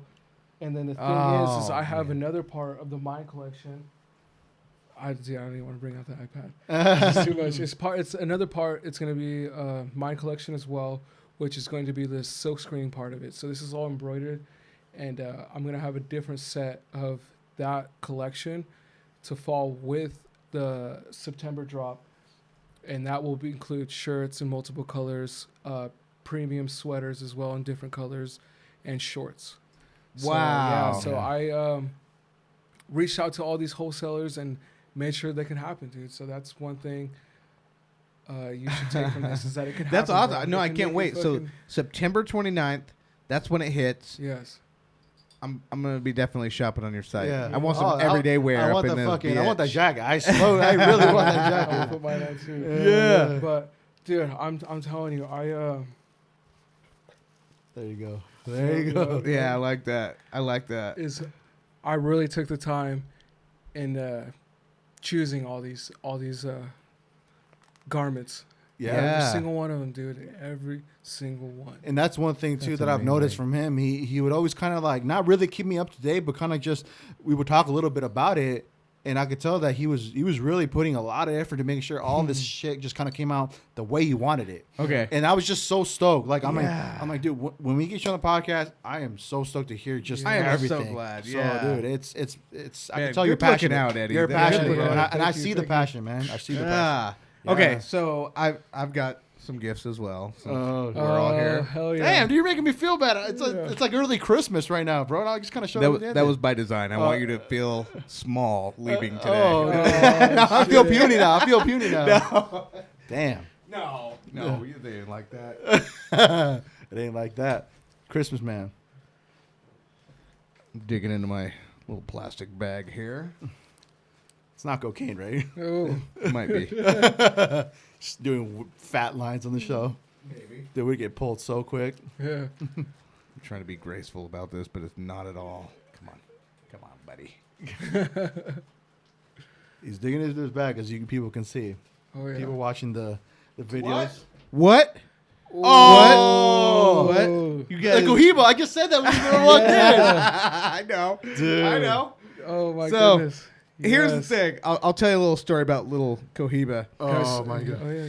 So for the reason Oh, my why, goodness. so Suge Knight cigars style. for me are a celebratory thing, right? For me, it's I just the same thing. Yeah. That's nice, dude. That smells nice, bro. Thank you. Appreciate it, brother. I told Appreciate Eddie. Eddie's like, hey, that he saw me rolling up, or they rolled up today, and I'm smoking a cigar, and he said, "Oh, Cohiba," and I said, "I don't roll like that, son." I know. We were just talking about that. It was crazy. Yeah. We pulled up and you were enjoying a nice cigar, and I asked if it was a Cohiba. So And these sure enough, we got a Cohiba. so these ones are from the Dominican Republic, Dude, but let me tell you a little story about Dominicana. Cohibas. Yeah, dude. That That totally. last Santiago. winter, pre-COVID, right before COVID. pre-COVID. We were my wife History. and I. Well, so my wife had went to the Philippines last October to spend. My wife is from the Philippines, and so she spent 3 months with her family in the Philippines. Meanwhile, I was stuck in the homestead, and so when I went there, I was going over there for Christmas break, Mhm. and I said, "Man, I really want to do something special," And so, so I'm thinking about her dad. Your arm is moving a little bit. Oh, it's Yeah. okay. Uh-huh. As long as people hear me. You hear me? You hear me? Okay. But anyway, so I was like, man, so my wife's younger brother, about your guys' age, he's like, he's my brother. He's my brother-in-law, but he's like my brother because he is Nice. just so funny. And he speaks English and all that fun stuff. The older brother, he's just a couple years older than me, maybe. He's very quiet, just solid dude, though. I mean, solid. Very good guy. I just love my family, my Filipino family. And her dad also doesn't speak a lot of English, but like we just know that, I'm taking care of their daughter Yeah. and their sister, so they know that I'm a good guy. And so I'm like, man, I want to do something special for them. I want to do something that is gonna mean, Yeah. like something that they know would mean a lot. So I was like, when I'm flying to the Philippines, we land in Korea, South Korea. Yeah. Not the other one. Not the other one. Yeah. Yeah. So anyway, and then I go to and I see the cigar shop, and then I see Cohibas, made in Cuba, like grown in What? Cuba. And I was and I know that's not something you cannot get. We have that embargo in No place where way. you cannot get Cuban cigars. Yeah. And I'm like, I want that. So it was like $200 for 4 cigars. No shit. So it was What? 50 Really? a piece, right? And I'm like, I'll do that. I want them to What? know that I'm Yeah. doing this with them, right? Dude. So Christmas comes, or like right before Christmas, around Christmas.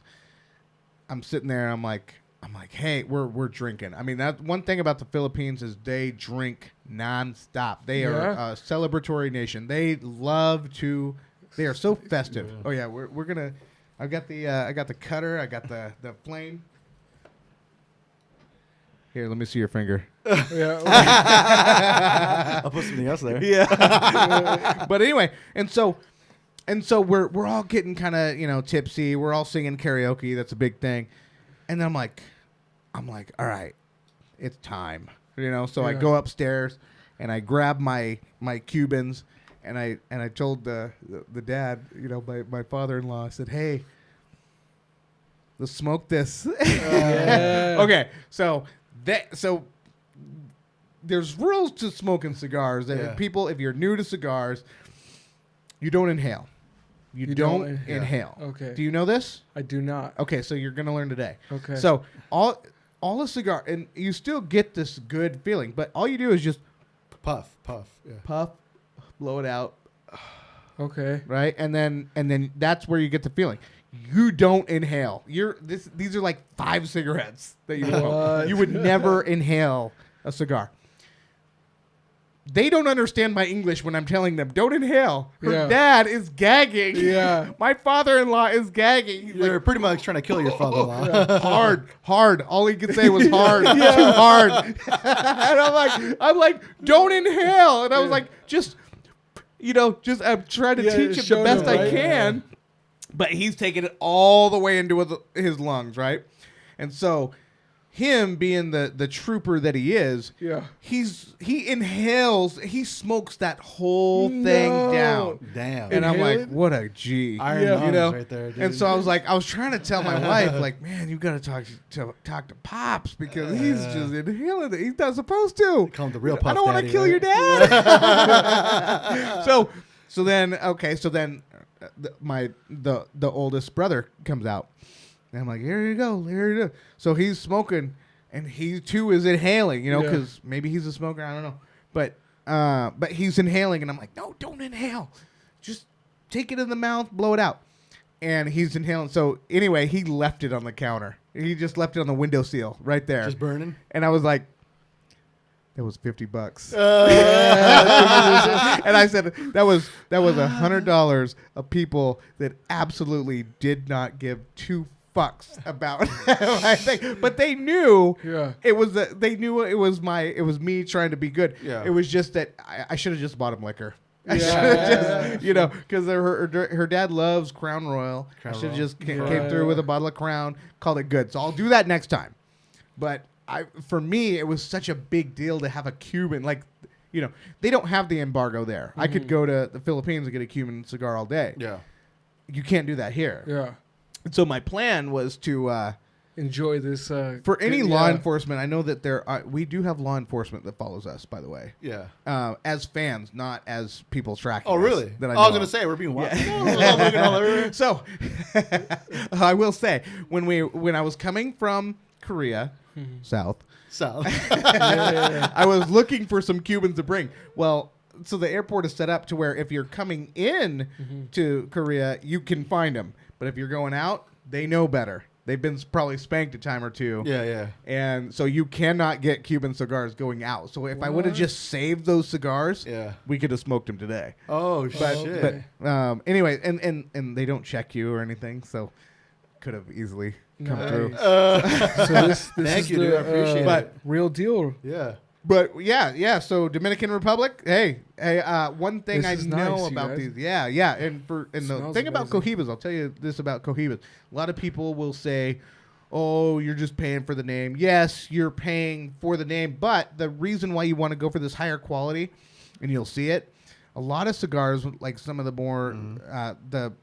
more inexpensive ones, you'll see that they don't burn evenly. Right? Yeah. And so with Cohibas, one thing I've noticed is that they have this even burn, and then also when you're smoking it down, it's smooth. It's a smoother thing. And the reason why I go with cigars, I don't smoke. I do these little Zyn things. Have you ever seen those Zyn nicotine only, whatever? Yeah, I've seen what they're doing. If I need a good hit of like, this will, I need some brain. The reason why I started this is I had a friend who was like, hey, you know, when I want to feel really good, when you smoke this today, you're going to be like, man, I see what you're talking about, because your brain is going to be like thinking about all these ideas because the nicotine opens up all these pathways. And it is scientifically proven that nicotine is a nootropic. So that's why I did the Zen, is because when I like am stuck on an idea or I want to do something, I want to open up some brain waves, whatever, I'll be like, hey, let me just get a little hit of Zen real quick, just put it in my upper lip. And then and I only do the 3 milligrams because that's the study I read. It was saying that 2 milligrams is all you need. These people that are like doing the 6 or whatever, those are just people that are addicted to nicotine. I would not say I'm addicted to nicotine. It's just like, hey, when I need you know how we get foggy with ideas, like when you're thinking of an idea? Yeah. I'll just do that, and then all of a sudden, boom. Well, anyway, so smoking these cigars, not only is it a time for celebration, but also you'll see your brain will be like, I'm thinking of this. Like, it's crazy, the effect that nicotine has. It'll get you going on those ideas for the soul collection, brother. Yeah. That's what I'm saying. So that was, we're about to put the mind and soul at work today, son. Thank you, dude. I really appreciate it. Yes, and I've been talking to you for a minute about doing this. So. And I know that you're a gold guy, so he only goes, and I'm first class, so we're a bunch of, top notches in here. So I'm like, you know what? Go big or go home. From the mud. We don't play that game. Right? Oh, yeah. Anyway. Hell yeah, thank you. But we were talking about just... what were we talking about? Let's reel it back in. Only cigars I know are backwards. This ain't no backward. Come on. I think we were talking about like the different collection, all the different stuff, the different items and all that. Yeah. So September 29th, that's when the official launch for all this stuff is going to be, right? Yes. Dude, that's awesome, bro. So, and I'm using, like I said, social media as a platform for marketing and advertisement. And I'd like to say that I've come up with my own algorithm that will get me out there. Like, that's the best way I can put it. Perfect. I'm totally going off of just, what feels right, testing things out, and then writing them down. And that's another shout out I'd like to give to my wife, because she would always pressure me to write these things down, right? Because you can only think about it for so long, and then the next idea comes in, right? So once I started doing that as well, that's when like another thing hit for me to like actually see my numbers, right? That's the best way I can say it. It's because I just Excel sheet, inventory, what I've spent, where it's going, the girls collection is coming as well. Oh, like okay. Because that's, that's one thing when I started is I just wanted to do men's clothing, right? And I was like, you know what? Later down the road, I'm letting my masculinity get in front of potential, right? So I was why not make, clothing for women? That's a market that I'm just letting sit. Women buy most of the clothing anyway. Yeah, so I was like, let's get in that. Why not make something comfortable and appealing to that scene too? And it's coming. That's all I can say. It's coming. Just. So you are just, is this a one-man ship right now, or do you... dude, it's all me, baby. Oh, man. So are you open to the idea of having other creators on board, or... Yeah. Oh, yeah. Yeah. The collaborations, some ideas I'll take, in all honesty, right? Because I used to take a lot of ideas, but one thing that I told myself is that this is me. I can take in a bunch of input, which is good, whether it's negative or positive, but the final decision is mine. And, that's something you got to tell yourself, because at first I was kind of like, oh, this guy didn't like this, but this guy liked this, and how do I appeal to both of them? No, man, you just do what you feel is right? Like, this is because this is you, and then the rest will work itself out, because you're not doing anything wrong. So that's one thing I did. But when it comes to collaborating or doing designs for other people, I definitely will take an input and make sure we're both happy, because one thing I've also learned about marketing and advertisement is that individually a person is a walking billboard. As weird as that sounds, is that if you do it right, they'll promote it for you. It's just like, whether it be the quality, the message behind your movement, it's gonna get followers, right? And eventually those followers will tell other people, and then that's how you grow.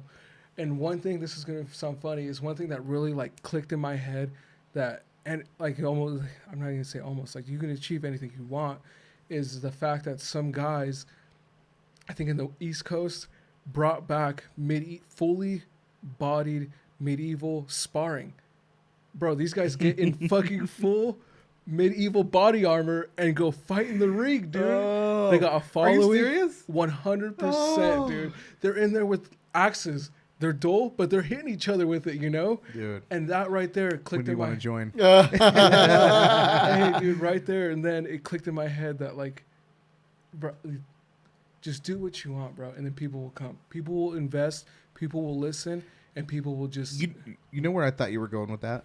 I thought you were going to say, and Mind and Soul is an official sponsor of the medieval... Yeah. Get the hats on live, September 29th. Yeah, baby. No. I mean, that would be good, but those guys are nuts, dude, you know? Wow. Yeah, dude. So once I saw that, I was like, bro, that's hundreds of years away from where we are now. And people brought it back. Like, dude, come on. You know, you can UFC...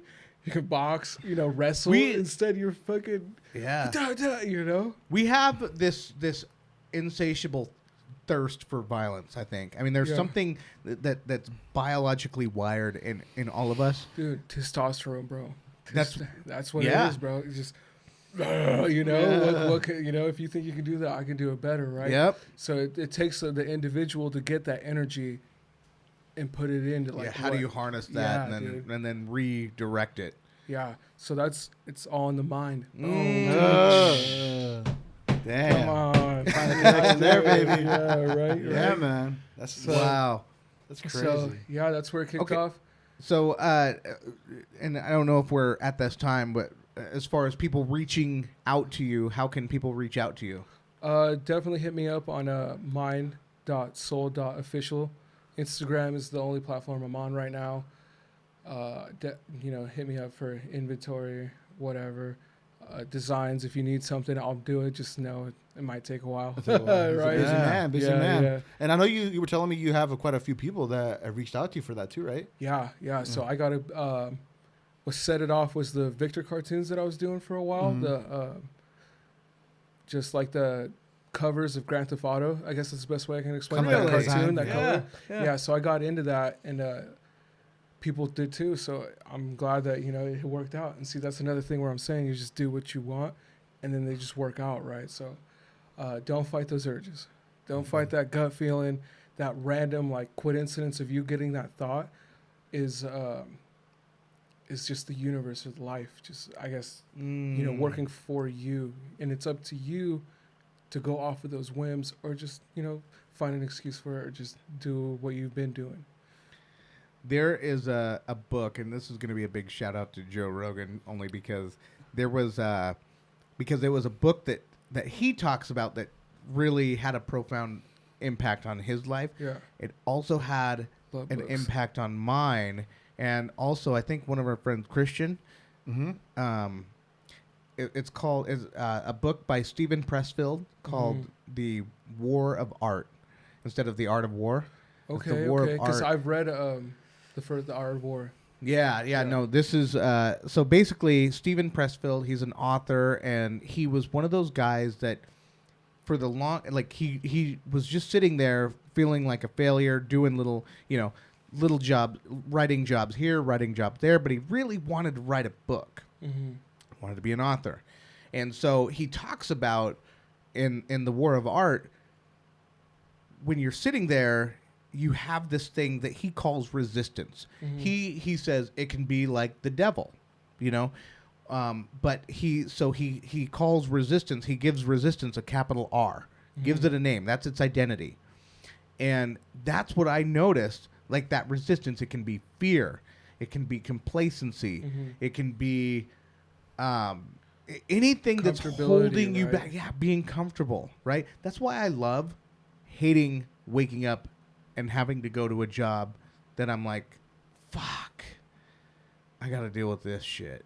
You know, Again. it's, Right. I mean, it's like, I appreciate that because that's what drives me to push me into going into different directions, into saying, okay, you know what?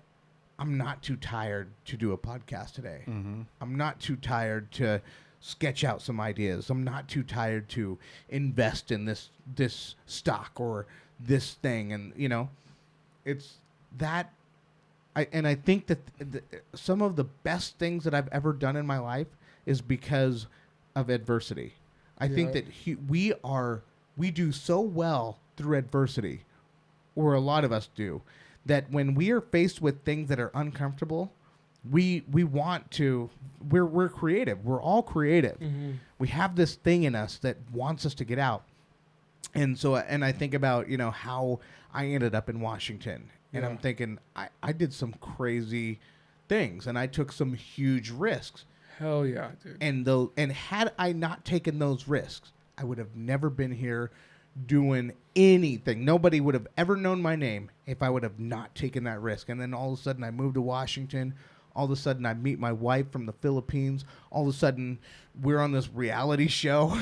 Yeah. You know what I mean? go. Like doing the craziest shit that I would never imagine. Then all of a sudden I'm meeting Eddie. I'm meeting our boy Christian. And we're like, let's do a podcast.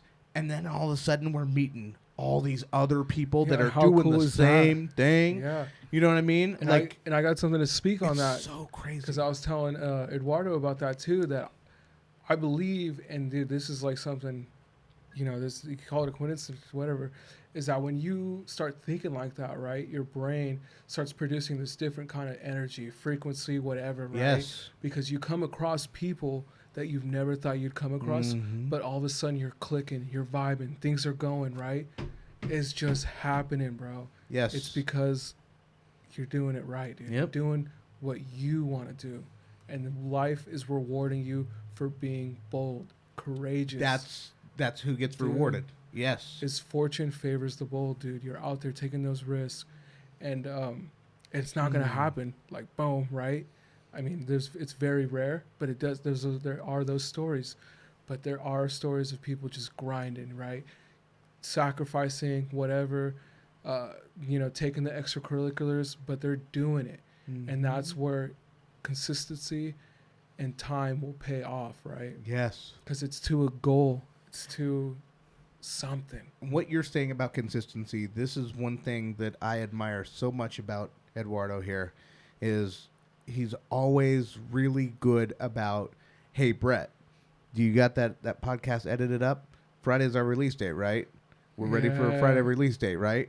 And so he has been so good at keeping this show consistent. Yeah. And I'm like, I love it. I love having Eddie as my partner in crime. Hell yeah. Yeah, man. It's just I want to just keep the ship sailing, dude. Yeah. And that's the thing. And I like Brett because we get on the same page, Hell and yeah. we can definitely come together and create and just we have all these ideas. Mhm. I mean, taking it from the beginning to where we're at now, it's like, you know, we're always gonna hit those bumps in the road. We're always gonna have those times where we just maybe Look at don't. this pandemic. Yeah, right? we Yeah, have to right. adapt. We adapt quickly. Yep. We find a way to keep this consistent. We find a way to get in touch with all these different people because that's one thing with the podcast I've told. I mean, we I was telling you on the way here, we want to be diverse. Yeah. We want to just reach as many people as we can because we don't want to be a one-trick pony. That's one thing I don't want to do personally. I'm just Yeah. speaking for me, and I told Brad that all the time. So it's good that we run into people like you that we have on this platform to talk about your journey. And the message here, I guess we can say that you can do it too. Yes. This was a thing where Yes. you were at one point you didn't know if you were ready to take that first step. No, And I feel there's people that are on the ledge to deciding, do I want to take that first step or do I want to take a step back? This could be a pivotal moment right here where they listen to this episode, they make that fucking move and say, fuck it. dude. Yep. Right? And I was gonna say it's easy, but dude, you're gonna tell yourself those mental blocks. Ignore them, bro. Yeah. Just fucking do it, dude. No, where you're talking about is easy. Here's where it becomes easy. Once you get over that hump. Yes. That's what, Yes. and then once you get, it's just like people who go to the gym, right? It's hard to get to the gym. Yeah. Yep. But once you're in that routine, man, You're You know, going. did you talk about moving to Washington Yeah. in the rain? When I first moved to Washington, before moving here, I lived in Idaho, and I lived right next to this town where there was this reservation. The city was called Lapway. Okay. And Nez Perce Reservation in Idaho. And I would go to the high school and I would run 9 miles a night, 3 Damn. times a week, right? And I loved it. I loved it because those natural endorphins, that runner's high that people talk about, I got it. I would put my iPod on my arm and I would just run and I would just forget. I wouldn't think about anything other than, oh, I feel so good right now. I feel so good right now. And I was like skinny. I was like 179. Nice. Something crazy like that. Yeah, something crazy.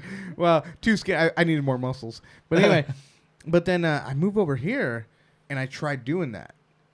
But that Seattle rain, right? It's not just regular rain, right? It's like this weird misty thing that, like, when you're running, it's like getting in your eye and it's like pelting you like a million pelts, right? When you're running, or it just pisses you off. Yeah, or it'll be sunny. You start running and then it just starts raining, and you're just like, what? Yeah, temperamental as fuck. Yeah, man. You know, imagine being on your skateboard going to Campbell's and then all of a sudden you're getting rained on. Hey, humble beginnings, though, right? Yeah, humble beginnings and where we're at. Yeah, Isn't that where it's at though? Doesn't that make the story best? Is when you can talk about literally coming from nothing and then you're here. Nobody ever sees that though. Nobody ever sees that. So that's another thing that I've caught on to with a lot of people's, success stories, because they write autobiographies, right? And now they have podcasts where you can hear this. Is that, yeah, man, it was a lot of life lessons that I learned. Yep. And were not easy. And at one point, it just clicked to me, and I said, I'm not learning this the hard way anymore. Like, why have to struggle when I can just get to it, So I just, after that point, I haven't changed my mindset. I haven't looked back. I'm truly grateful for everybody that was there for me. I appreciate, everybody meeting, being here. It's just, it's all a blessing, and I'm just truly, truly grateful to be where I am and pushing forward. And you know what, dude? I know I got to tone it down at times, but at work and even with like some of my peers, dude, I just try and talk in that positive aspect, dude. It's all how you look at it, right? Because you can be stressed out all you want, but that isn't going to do much. You got to realize that you're in this situation and you got to get out of it, right? Mm-hmm. And if you keep on doing it, you're going to put yourself in this state of chaos, because it's just so easy to find an alibi, or, just I'm not ready. I think that's why there's so much unhappiness right now. Yeah. So many people that are unhappy because they're figuring out, like, instead of using all of that time, that creative energy that they have to think of solutions out of their situation, they're thinking of all these creative ways to feel oppressed. Yeah, dude. Oh, my boss made me work this and I shouldn't have done this, and they're putting so much energy into the enemy. Yeah. They're not putting that energy into themselves. And because you're thinking that, dude, your body is going to believes that. Yeah. Yes. That's how so much true. That's why we love having people like you. It's on that same wavelength. Exactly. Oh yeah, and shout out to this book. Another talking about books is Think and Grow Rich by Napoleon Hill. Man, that book definitely helped me see, my big picture, right? Where I want to be, who I want to be, and what does it take to get there? Because you can't just expect something without giving something. That's the universal law of life right there. It's just to give is to take, and to take is to give. Yeah. Right, dude? That's like real. I love that. That meaning. One thing I've learned. See, I came, again, from very humble beginnings myself. No, I mean, like, I just, it's crazy. Sometimes I just, for me, I talk to God, right? Yeah. That's my own thing. But I'm like, it's crazy that you let me go through this little journey that I was on, where I had nothing. I mean, we used to have this 1986 Hyundai Excel that clicked every time you made a turn, and I mean, we were so poor. Yeah. And then and I saw other people that grew up poor, and they just became so greedy because once they made it, all of a sudden they're like, all this money's mine. I did this myself. Yeah. And there was something in me that, like, if I come up, I want people to come up with me. Oh yeah. And so I don't know what it was, but like for me, I remember one thing that when I got out of foster care, I'm really big on this shit. It's weird, but when I got out of foster care, I remember they said, you know, the state of Idaho, they were fully involved in my life, and they said, hey, we think you need male, like a mentor. And I'm like, okay. And so they teamed me up with Big Brothers Big Sisters. And I remember what happened was they paired me up with guy after guy after guy, and every single one of them was like, no, we can't do it. You know, we can't do it. And so I must have been just this handful. I must have been just way too much to deal with. But that stuck with me my whole life. I hated that. So I was going to college, and then one of the volunteer programs, like to help with tuition, so I didn't have to pay tuition, was volunteering. And they give you a list of, you know, American Way, whatever, all these programs. And I saw Big Brothers Big Sisters. Yeah. And I was like, I want redemption, motherfucker. There you go. know? And so instead of like looking at Big Brothers Big Sisters in a way that made me mad at them or angry or, you know, bad, any negative feelings, I was like, no, I want to make something good out of this. So I went in, and I had just gotten in trouble for assault. I went into the hotel lobby and beat up some guy, and I had this on my record. And again, I was reckless, you know, when I was young. And so I explained that to them. I said, listen, I've got this assault on my record, but I'm that's not me. That was a crazy, you know, fluke, like every other time I get arrested. Oh, that was crazy. I would have never done that. But they were like, no, that's fine.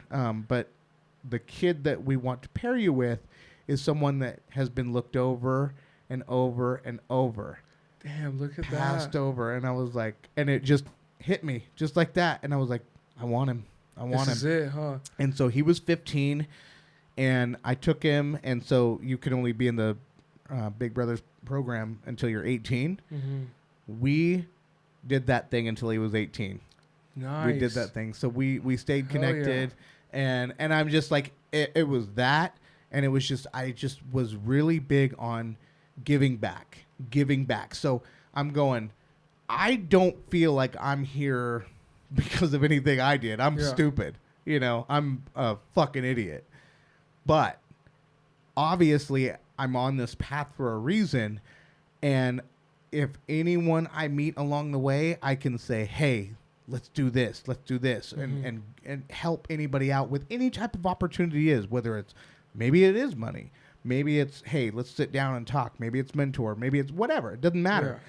As long as I'm giving back to the world, then I feel good. I feel like, okay, when I am dead and gone, ain't nobody talking shit at my funeral. Life, man. That's what's up, bro. That's true. Yeah, dude. That's amazing to hear, bro, because it just goes to show that, you know, you got what you were asking for as a kid, right? Because you wanted somebody, and then you had the opportunity to give it back, and you did, dude. That's awesome. That's awesome, bro. Can I tell you one weird thing? What's up?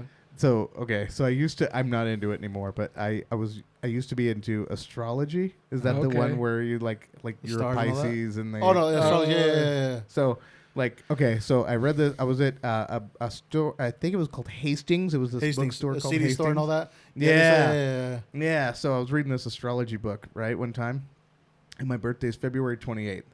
And so I was reading, and it says, okay, if your birthday is February 28th or whatever...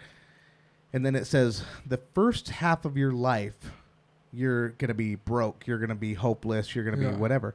But you're going to have a heart of gold. The second half of your life, you are going to, that heart of gold is going to turn into pockets of gold. Nice. And I was like, maybe, I don't know, my early maybe 20s when I read that, you know, and I was like, that's going to be me. Yeah, that's right.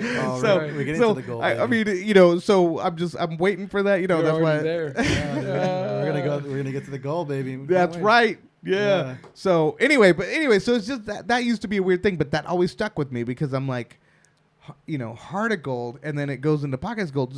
But it's not because you're greedy. It's not because that's what you're really after. It's because you're being rewarded, by whatever is out there, that universal power that controls this whole game. Yeah, this playing field, right? The playing field. I like it. Yeah, dude, because it's just, and it's all your perspective, bro. You just got to get out there and get it, and just do it. Fuck it, man. But I still don't trust no punk ass bitches. Yeah, that's what he said. Just kidding. Look at that. Just kidding, guys. Hey, bitches backwards is skashkashwa, and that makes no sense. Just like them bitches out there. Those bars, baby.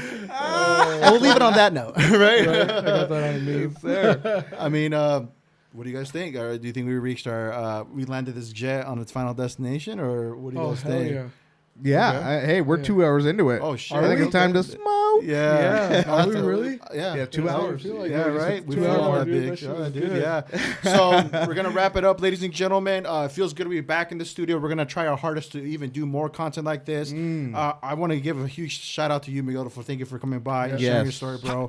We will definitely have to link up here in the near future to see your status of your launch and all that. And we, as a platform ourselves, we're gonna do our best to push your brand out there as well because we want to help. I want to help you grow as well, and get you to your goal. And that's what we're gonna do. So, like you said, they can reach you on Instagram at mind.soul.official on Instagram, right? Yep. So September 29th as well. The website's gonna launch as well. It's gonna drop. Is what you ready? See. That's when you're gonna be able to get your hand on this beautiful piece of merch. Top quality, top quality, baby. Come on. And also, as always, you can find our content on YouTube. You can find this video itself on YouTube at the Tip Touch Podcast. You can catch us on Instagram at the Tip Touch Podcast as well, where we just give our latest and greatest, just up to date on what we're doing. Yeah. So follow us from there, and this won't be the last thing you'll ever hear. We're gonna keep giving you just more content for you to listen to and enjoy. So till then, we're out. Ow! Yeah. Deuces.